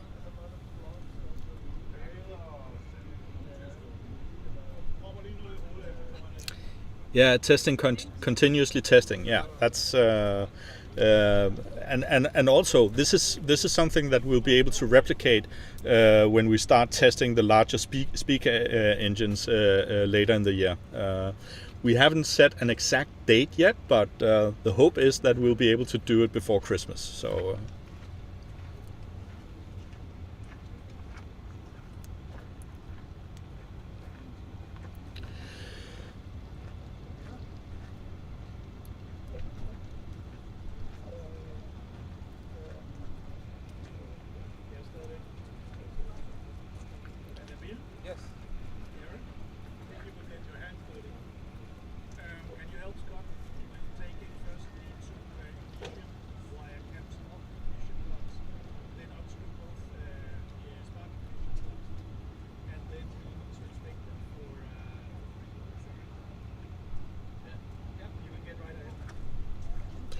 Our biggest bottleneck is clearly it's funds, and it's it is funds. That's our biggest bottleneck right now. I mean, in full transparency, we're looking at as many income sources as we can, but yeah, it's this stretch that we've been doing now, and you've probably also noticed that we haven't been doing a lot of testing, but it's because the development work that we've been doing is, it's unavoidable for this project. We need to do the correct nozzle design, the correct injector design, all these things. And the problem is, in the development phase, there's not a lot of stuff you can show off, right? There's not like a big explosion like we may experience today with this engine. So it's very difficult to keep the attention on the project, and because we are crowdfunded, there's no investor, there's no company behind this. This is all a not-for-profit crowdfunded endeavor. So we are obviously relying on getting as much publicity as possible, and also having these kinds of events. We are actually working on an idea where we would like to stream more often from our workshop itself. so that from time to time we will stream live from the workshop when our booster team are building some parts, or when our department of slowly ascending objects, i.e. our parachute department, are building things for the parachutes or whatever, that we simply just stream that live and then just from time to time react with whatever questions come in through chat, right? So we've just got an upgrade of our internet connection at the workshop here, which is also what I'm using for this stream today. And I hope, by the way, the quality is somewhat okay. I know we don't have 4K cameras all around, but I hope these cameras that we're using now are getting the job done. We already now have a plan for some new cameras that we can acquire to produce even more content for you guys.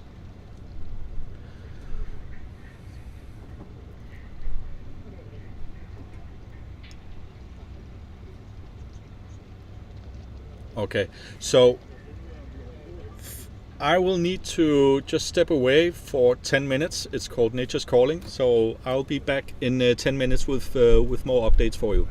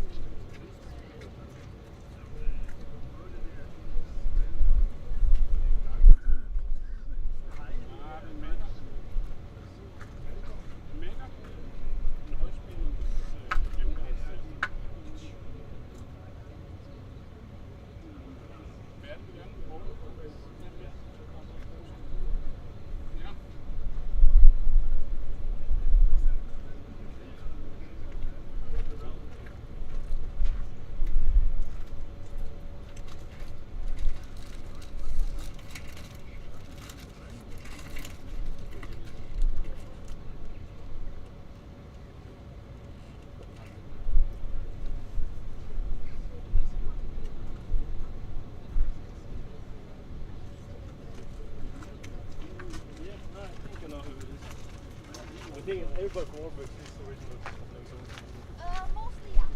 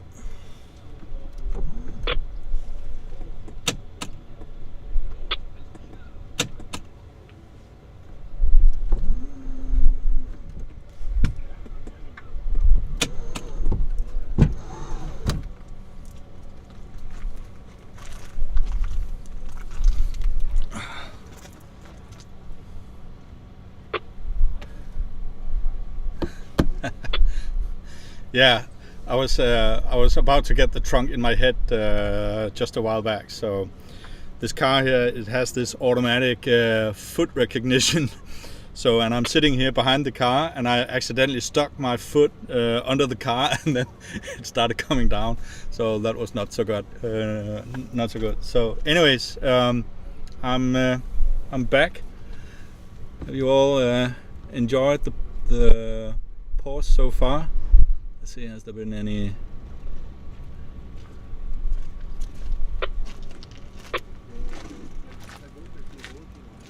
Yeah. So I want to see if I can get a mobile camera up and running so that I can show you, because right now the guys, they have disassembled the engine, and they're now standing on the side of the container, so you can see behind me there, and they are now installing the new injectors as well. So I think that could be cool to get a shot from. So one sec.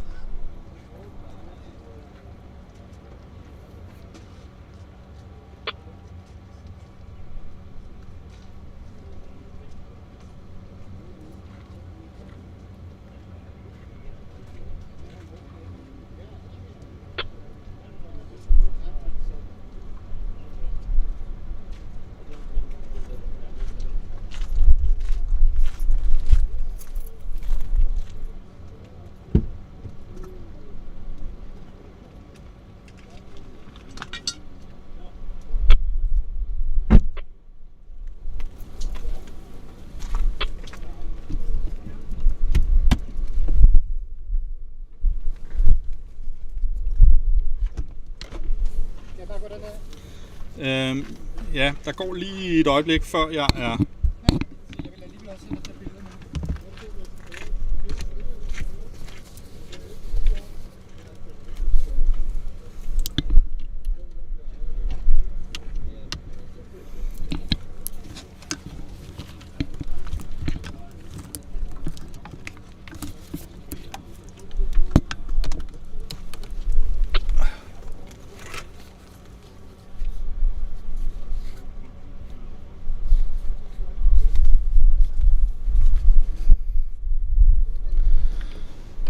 So Aiden asks how many more tests. So we are now switching to the second nozzle configuration.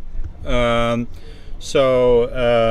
with that configuration we'll be running, I would say, 6 to 8 more tests, and then we'll switch to the third and last nozzle configuration, and then similar 6 to 8 tests. So there's still, unless we experience a catastrophic failure, we will still have a decent amount of shots to go. So guys, I am going to do an experiment now. So I am going to establish a link to my colleague Mads Stenfat. I'm calling him up right now. So this might be, so I'll just add a new. Hi Mads. Just 1 second, I'm just getting things wired up here.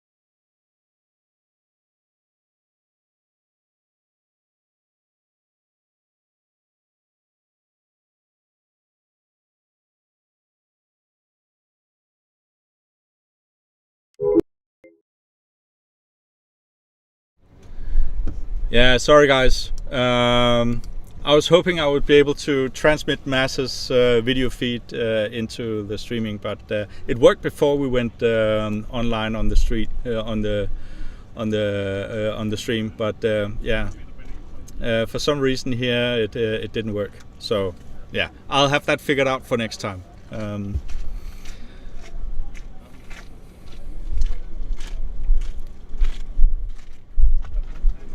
Yeah, you heard the ringing sound, but you didn't get the.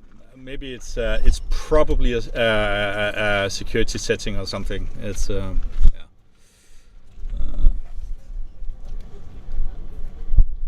Yeah, he's probably complaining about his boss.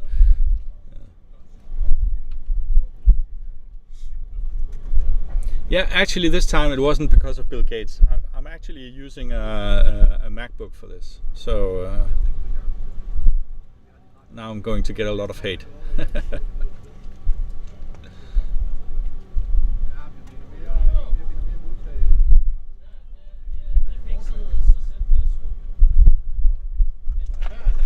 More locks on the microphone. Yeah. Well, that's not so new. Yeah, friggin' Steve Jobs, yeah. Tim Apple again, sure. How can we help? Yeah, I mean... You don't have anything for me? No, when will we have the next update? Yes. That's I'll find out. Okay, so Mads, he'll give me an updated time estimate from when we can expect the next test series to run.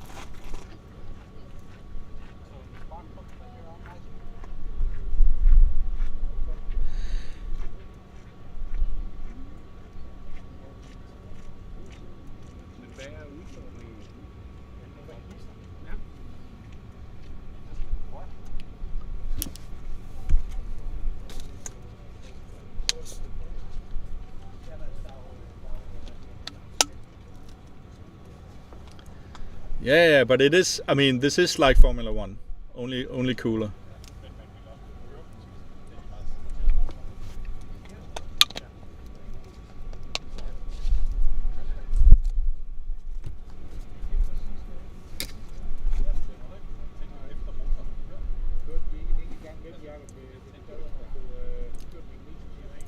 Yeah, Josh, I did both have OBS. Have FaceTime as an application source and an audio source.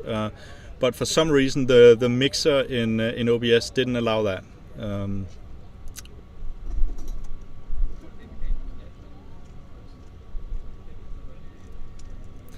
So we have around 60 volunteers currently, I would say.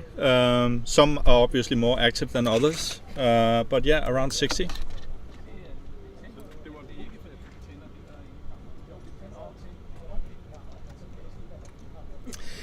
Yeah, Mission Control, they have it way too well. They have the comfy chairs. But quite frankly, I did this setup because I didn't dare risk that we suddenly had rain. So I set this up in the trunk of my car.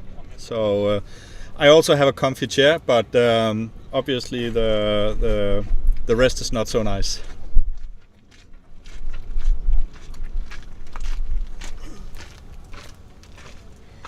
So changing the back end of the engine takes about 10 more minutes. 10 more minutes. And then from there it's a standard procedure again. getting the entire setup ready for next burn. Okay. Do they need to do new fueling or is it only pressurization? I think it's only pressurization, but Okay. I didn't ask, unfortunately. Okay. So I mean, this sounds promising. So 25 minutes. Yeah. 25 CS minutes. Yeah. I mean, no promises. No. Just like we started that one. Yeah. Right? So that's what you can expect at least. We are soon ready. Yeah.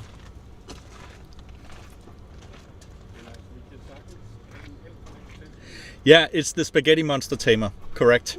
Yeah. Christoph on chat says he recognizes that voice. It's the Spaghetti Monster that's tamer. me. Yeah. Exactly. Yeah. I think I'll also just. So today the Spaghetti Monster is not flying. No. But you're finalizing the work on it, right? Not on the Spaghetti Monster. I think that is declared dead, and we don't want to work with that anymore. So you heard it here first, chat. Maybe not here. Maybe I have said it in a video previously, but never mind that.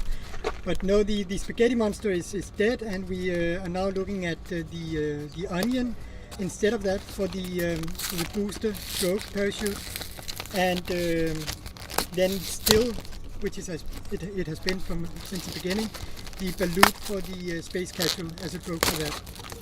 So that is what it's looking like right now, at least. Yeah.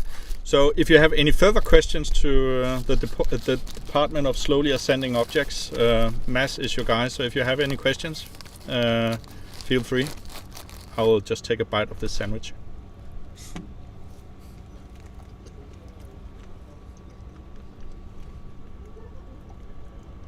Force measurement in the test stand.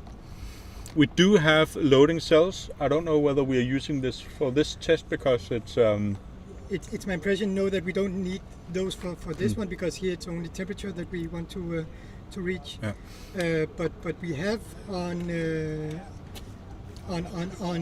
Facebook and other social media, we've sent out pictures of the load cell for the BPM 17 and 25 engine being tested some time after this one, and those loader cells are massive compared to what we've used previously.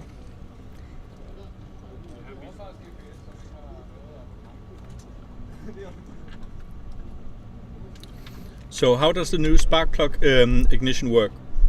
So I think Jacob, he explained it in more detail before, but these are basically just small gas burners that you would use in a furnace, which we can then ignite.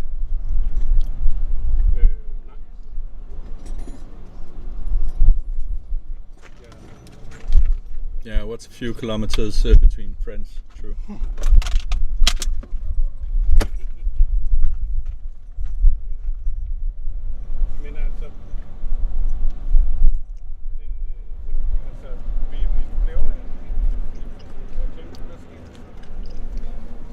While we wait for other questions, I can say that currently in my department I am working on making the next balut, and we also have Freya, who has started in my department making the next Onion, both in Kevlar, that was kindly donated by Heathcote Fabrics, and once they're ready, we are of course going to test them as usual in Odense Skydiving Center, where we will once again let Martin jump out of an airplane and see how it works, basically. Maybe we'd be able to live stream that as well. That would be fun. I'm not sure if there's any signal from 2.5 kilometers, but at least from ground we should be able to do so. Mm-hmm.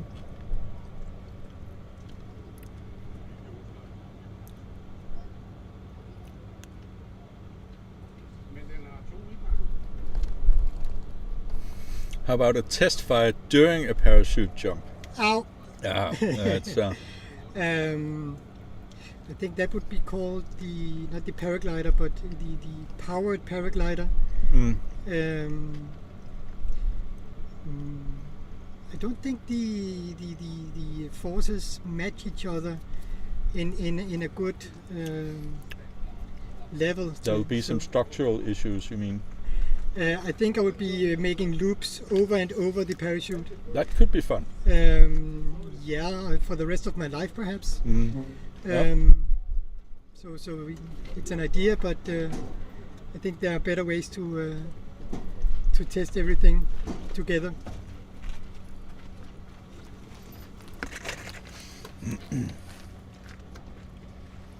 It's always interesting seeing when they pick up some high pressure tubing and set course towards the engine. Then know something has to be replaced. Have we heard anything about level of destruction of the first test run?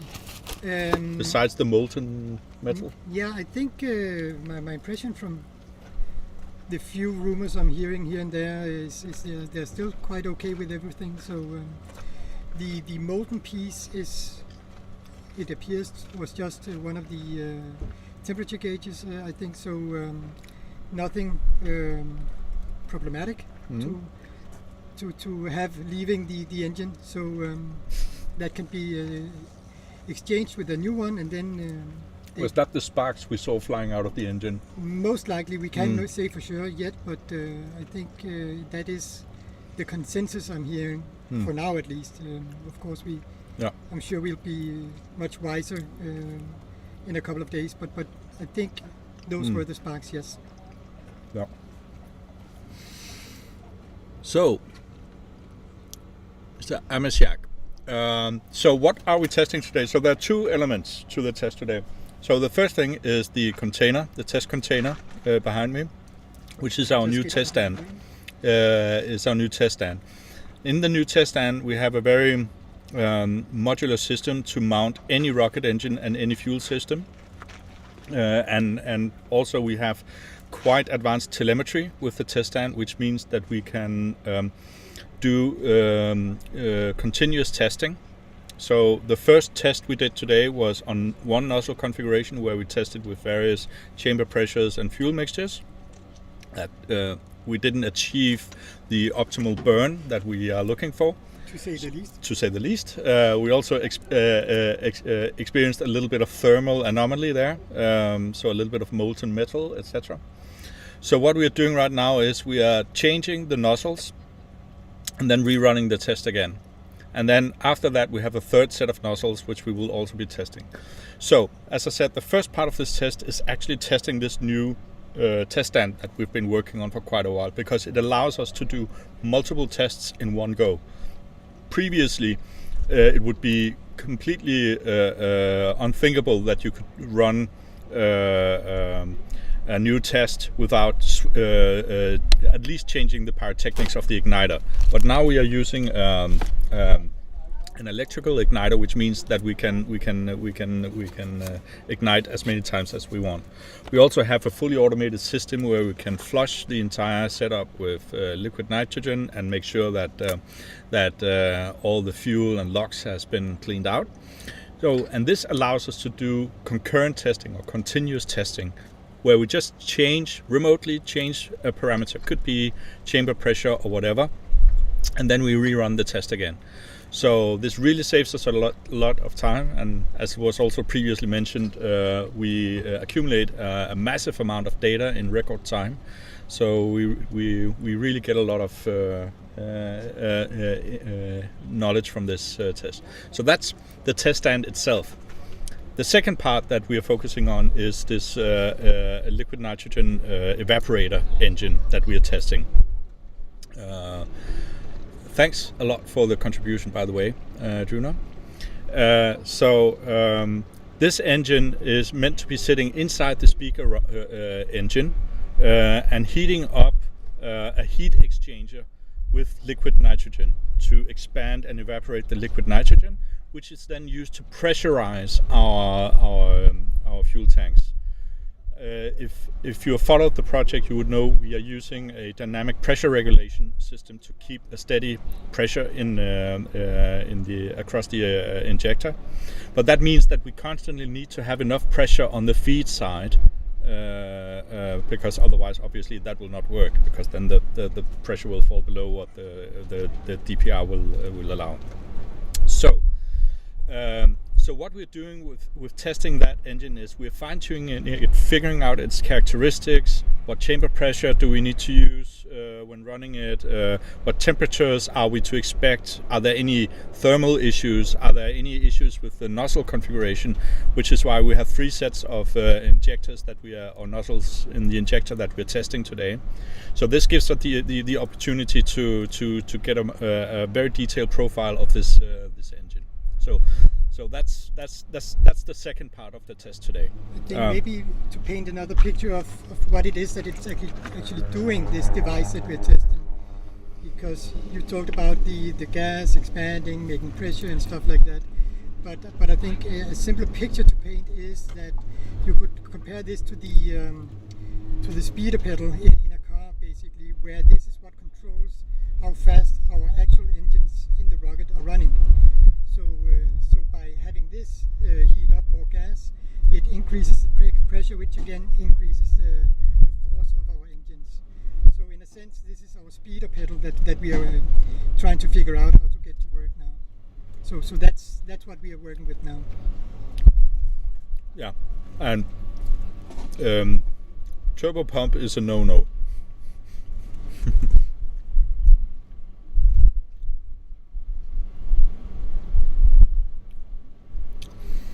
You're talking about a merchandise store. Yeah, we'll have to revisit that.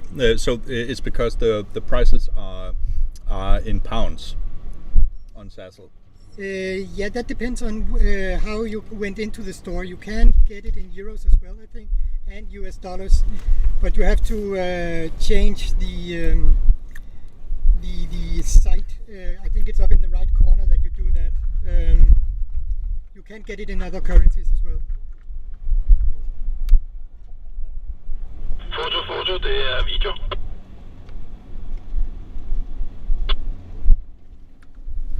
Hvor opkald til foto? Ja, men er det mig? Ja, det kan. Mads her, så giver os en foto. Mads her, hvis jeg gælder som foto. Jeg er på vej over til dig.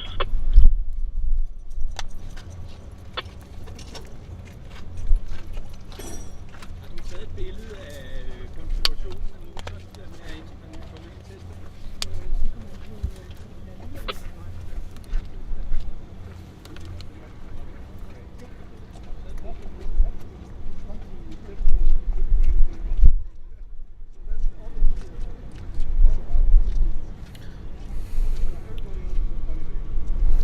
Yes, Fred, we also want to launch very soon. But again, our main bottleneck is obviously funding and time. So it's yeah.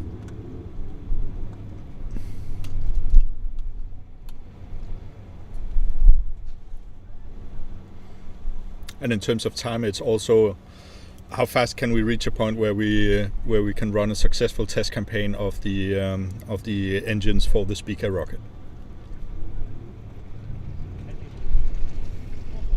But today's test, I can already say, marks a big success there, because the way the new test stand handles itself and how we're able to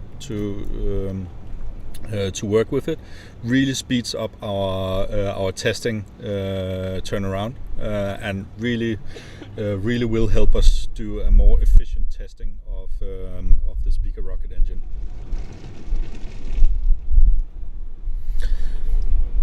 So we have Squid. We have 3 different kinds of nozzles in today's engine test, and they generate different sprays.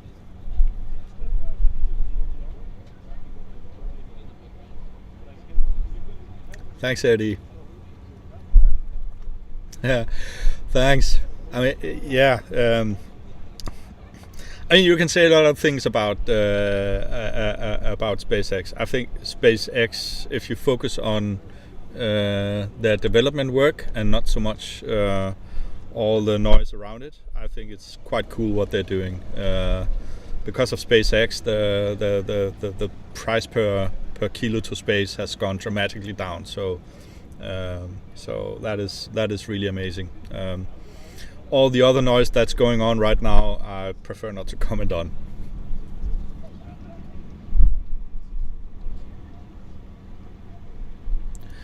So I don't know about generally in Europe, but here in Denmark, it's like when we are a volunteer, not-for-profit organization, we do not have the same regulatory requirements as professionals. Meaning, for instance,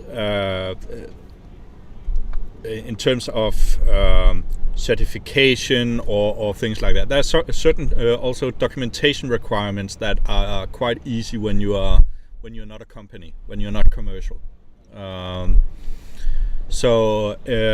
In terms of the financial setup, when you are not-for-profit organization, at least in Denmark, you're tax exempt from non-commercial activities. So if we were to put up a hot dog stand here today and make money on hot dogs, we would probably be tax liable if the turnover came over a certain amount. But for instance, what we receive in donations, sponsorships, or if we go and do an inspirational talk to a company, which is one of our prime sources of income as well, it's tax-free for us. So it's a little easier on the regulatory side in terms of documentation, certifications, etc., and it's easier from a tax perspective.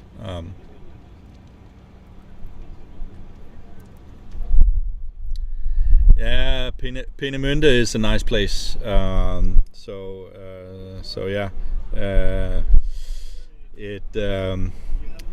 But I have to say the most when we're talking about Peenemünde, what I really like is the V2 rockets down at Deutsche Museum in Munich, because not only do you have the complete V2 rocket there, but you also have the complete skeleton of the engine itself. But Peenemünde is a nice place, and hey, could be a nice launch site. Yeah, wearing a CS t-shirt. Yeah, great. It's we need to get more merchandise out there.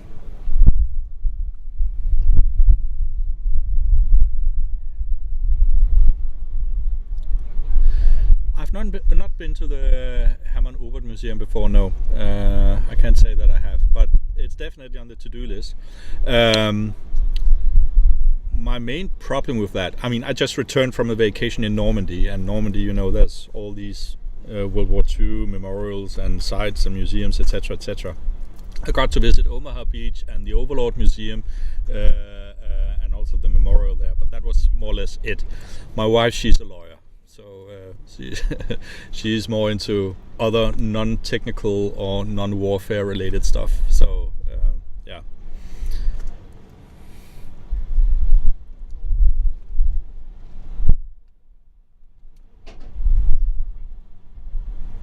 Rocket flame grilled hot dogs. That would be. But the question is, how many milliseconds would you need to? Yeah, Technique Museum Speyer. I've been there. There's also the Bhutan. It's amazing. So yeah, that's definitely worth a visit if you haven't been there already. Technique Museum Speyer. They also have. Is it a 747? Where you can inspect all the compartments, etc., etc. And I also think they have the V2 rocket there as well. At least a V1, but maybe also a V2.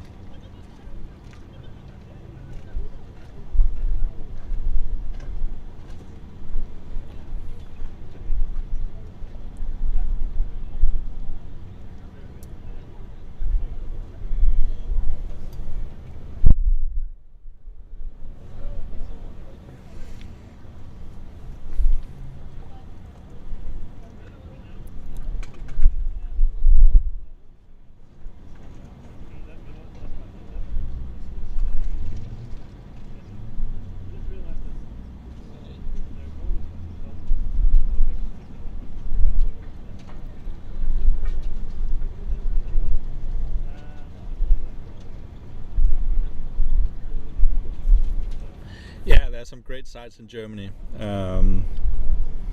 There's also the Imperial War Museum in London, by the way. They also have a V2 rocket standing there.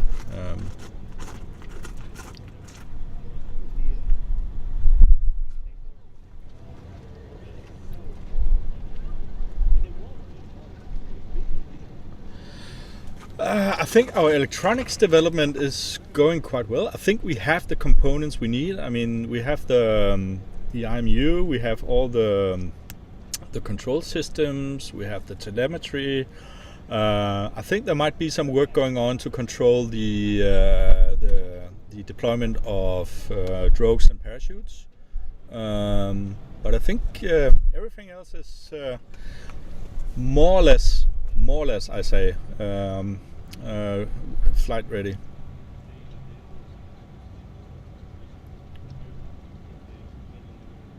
Yeah, they have a Soyuz, correct. Yeah.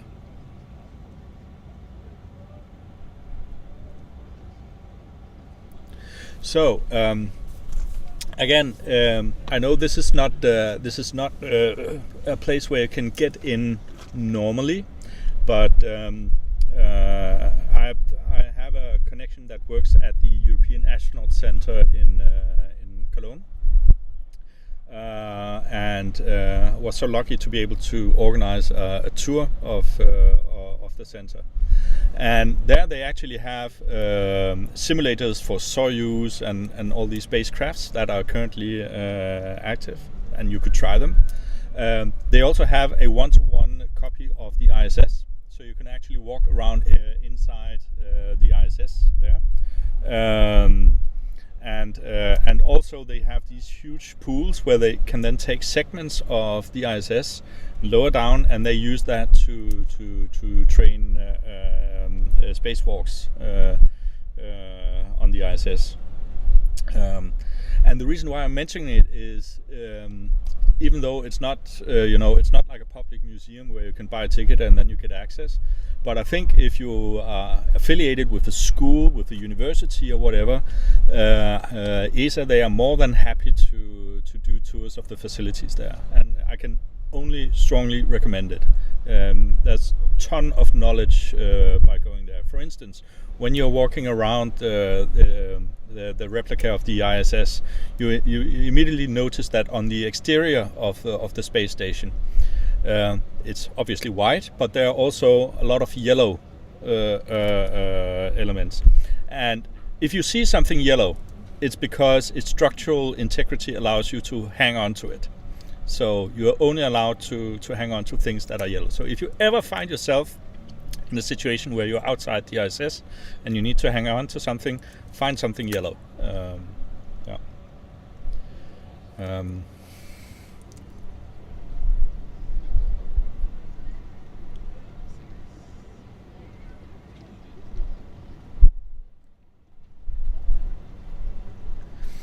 Yeah, I definitely need to revisit northern France and Normandy. As I said, I just came back from a quick road trip there with my wife, and I got to see a little bit, but yeah, it was mainly tapestry, churches, and food. So.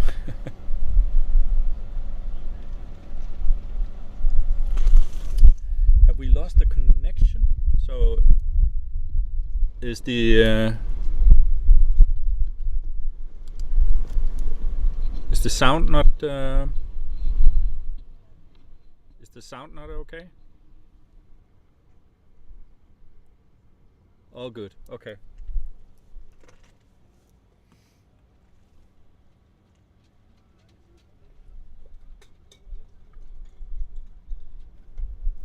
Good.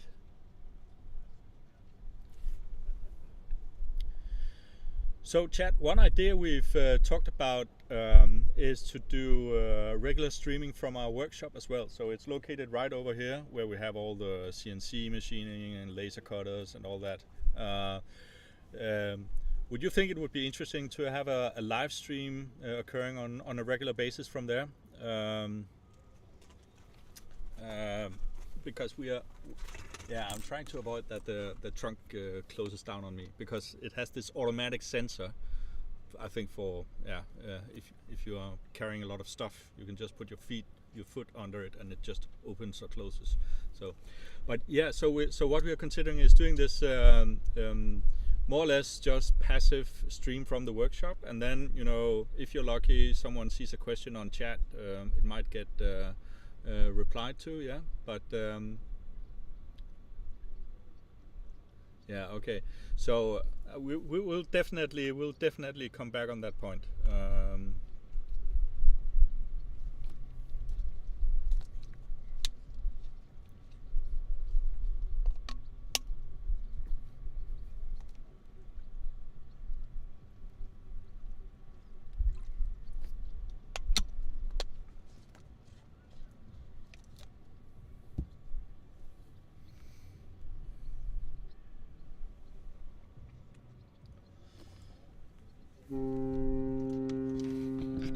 There's a cruise ship leaving now.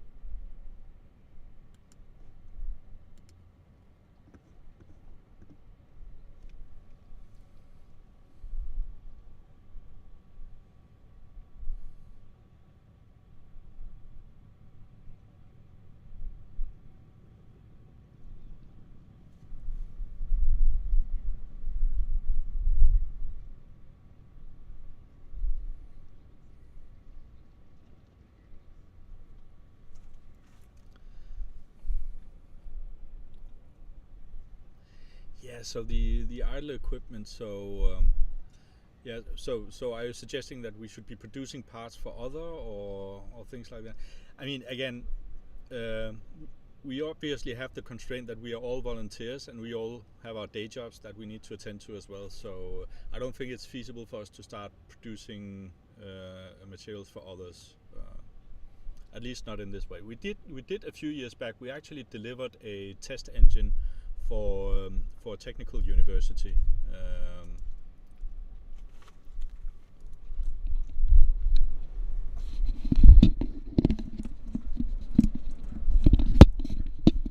Is this better?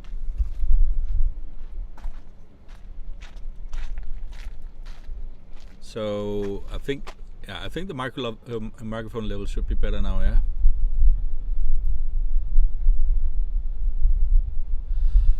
How much more difficult it is going orbital rather than suborbital? Well, it takes a little bit more oomph to get into orbit, right? Because you need to reach escape velocity. So that is probably a little bit more difficult than just going suborbital. I would say. Just a little update. Yeah. There are still some technical issues in there that we are seeing if we can solve. So things are taking longer than expected, and we're trying to see if some of the problem-solving trees have a happy ending or how things are going. So things are a little bit on the fence right now of what we can do. Okay. So that's the status. Yeah, so as you heard, there's been some unforeseen difficulties which we are trying to solve. So we are still keeping a good probability of an extra test series. We hope so. But yeah, they're working to solve an issue.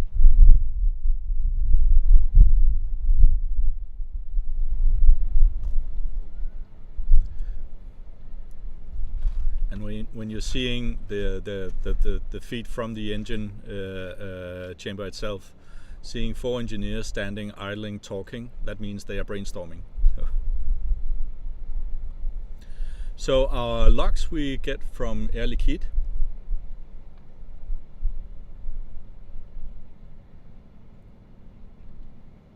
And they are very, very nice doing business with. So if you need to procure logs and you need someone to deliver it, I can strongly recommend Air Liquide.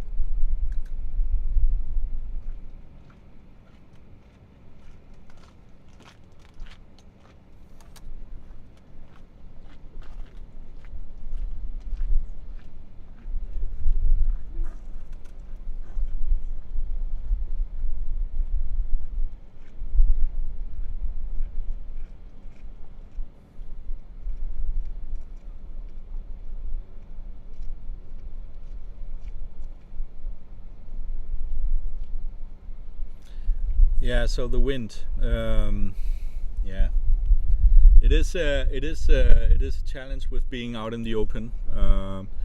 I'll just see if I might have a windshield for it. Hang on.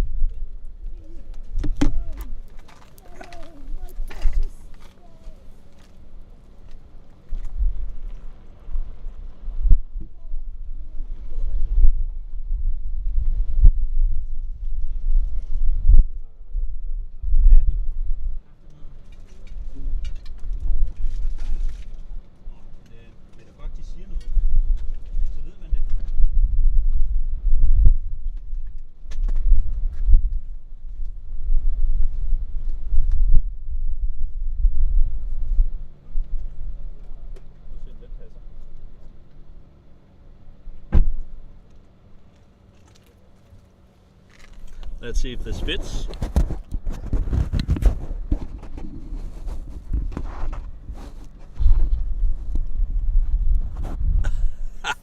Yeah, I have a windshield. I'm streaming from a car. True. Was that better? I probably need to speak louder now.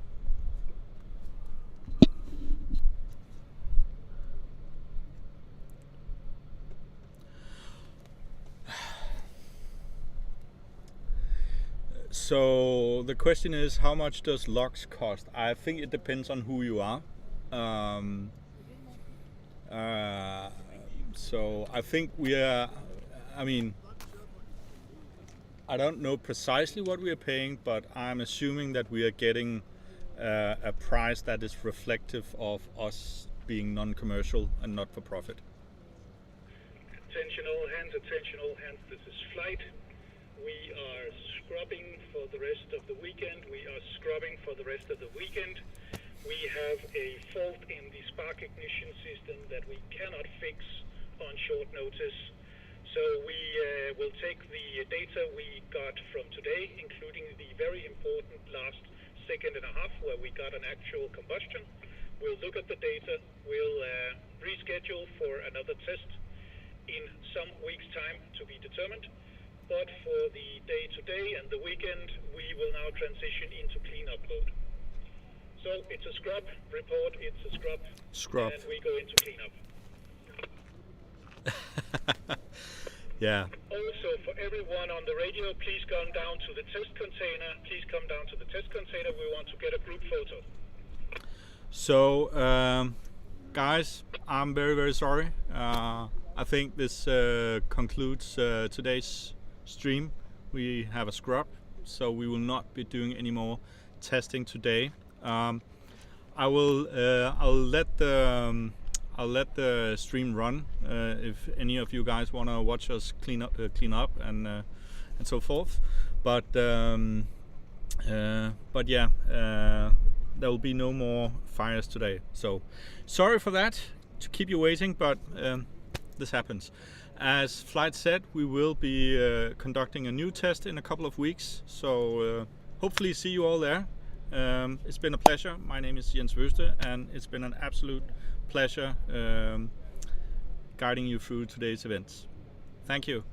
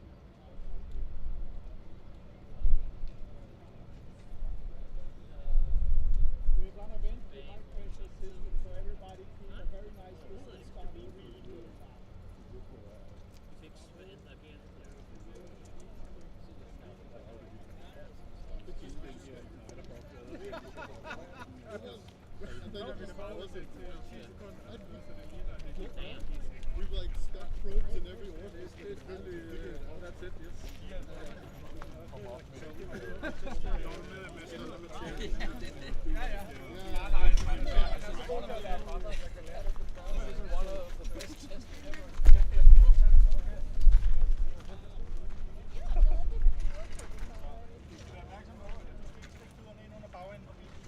Så lukker bagagerummet i. Ja, det er sådan en bil. Ah, fedt. Okay. Okay. So, Is this my spot? yeah, that's okay. Data flight. So, guys, for those of you who are still here, they are now going to be venting a lot of they are going to be venting a lot of logs and emptying the high pressure system of the test stand. So there will be a lot of noise and vapor and things going on behind me. But I've managed to capture one of our guys. I don't know if you want to introduce yourself. My name is Oliver. If you've seen some of our recent videos, I have been the brave one standing in front of the camera and trying to explain what we're doing. So I've just volunteered here to try and do a debrief of what we've just done and why we decided to scrub the test. If you haven't already said it. Yeah, no. It's I mean, feel free to give your version. So I mean, Oops. Got it. the test went semi-successfully, right? So it ended up actually working for the last bit. Like the engine actually ran. But then the igniter box, which is this like jet engine spark plug igniter box, which is quite, I was gonna say, special, just decided not to work anymore. Just went and said, "Fuck it, I'm going home. I don't want to be here anymore." And so we seriously sat and contemplated inside of the test stand, like what could we do to try and keep the testing going.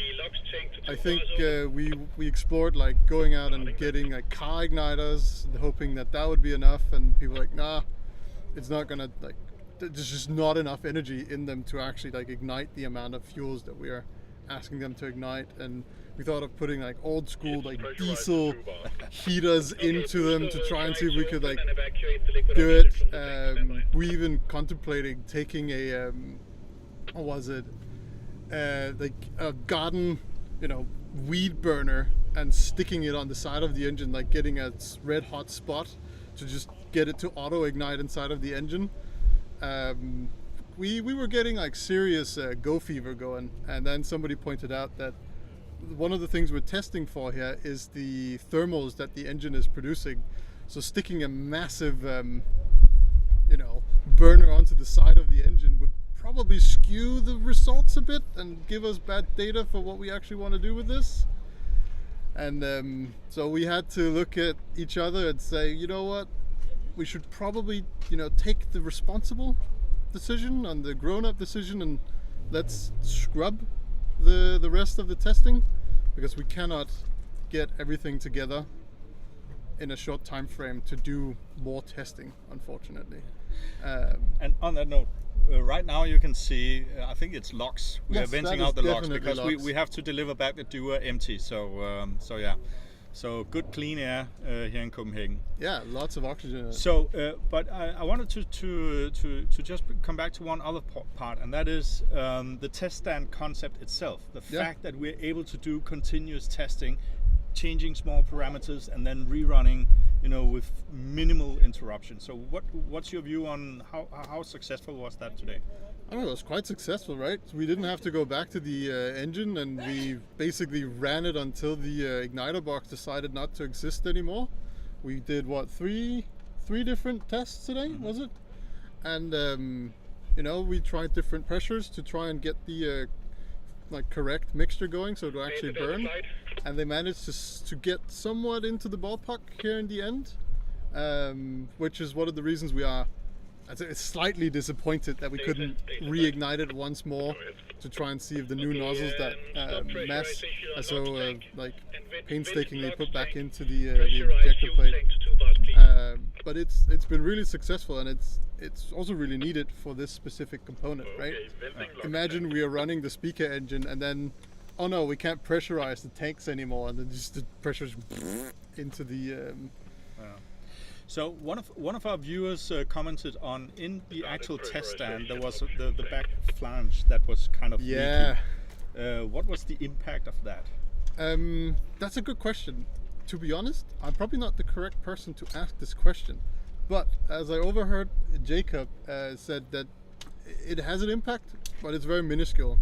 He said that they had been running BPM-5 engines without one of the O-rings for the combustion chamber, and I mean it did spit, you know, stuff out the sides, but it actually didn't, like, the engine still ran in the end. Okay.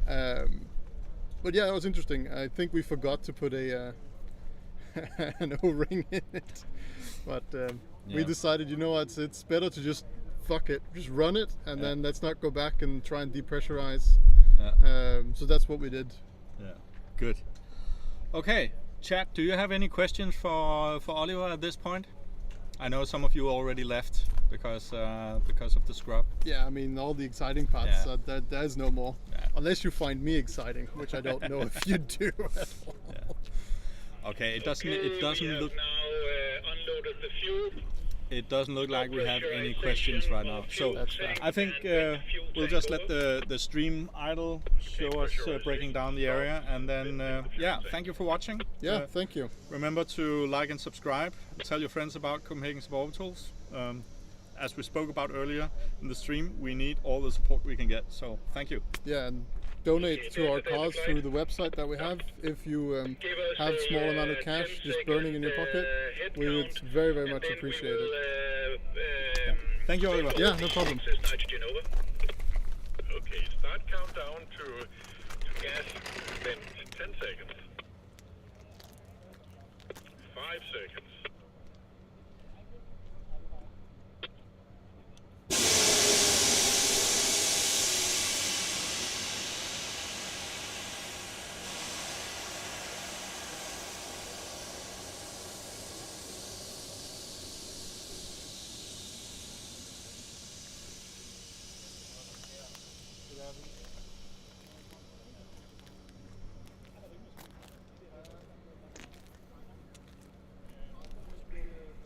All vent valves are closed now.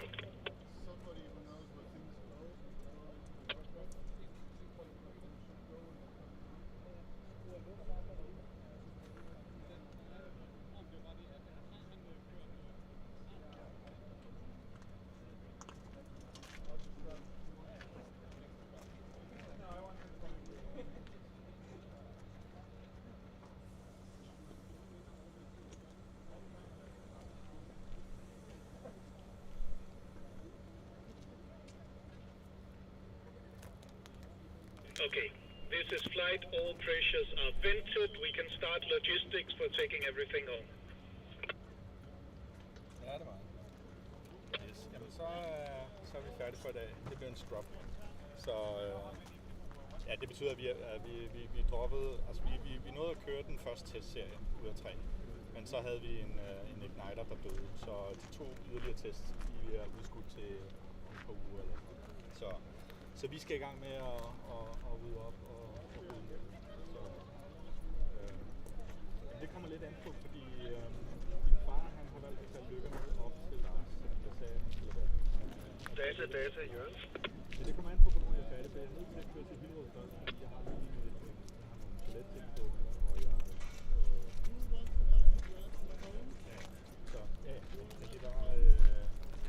Men hvis det bliver så sent, altså hvis jeg ikke er klar til at køre hjem af før, lad os sige kl. 9, så tror jeg bliver, fordi så bliver det for lang en dag simpelthen.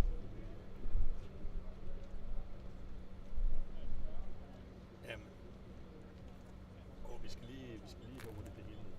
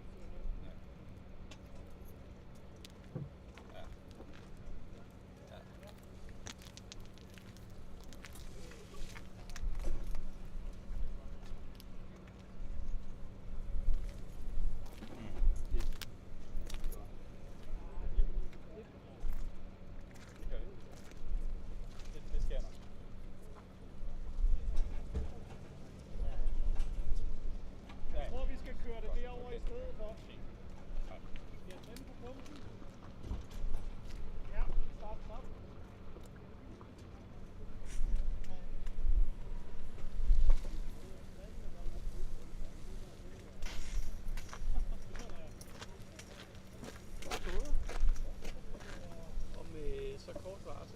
Er det begge to?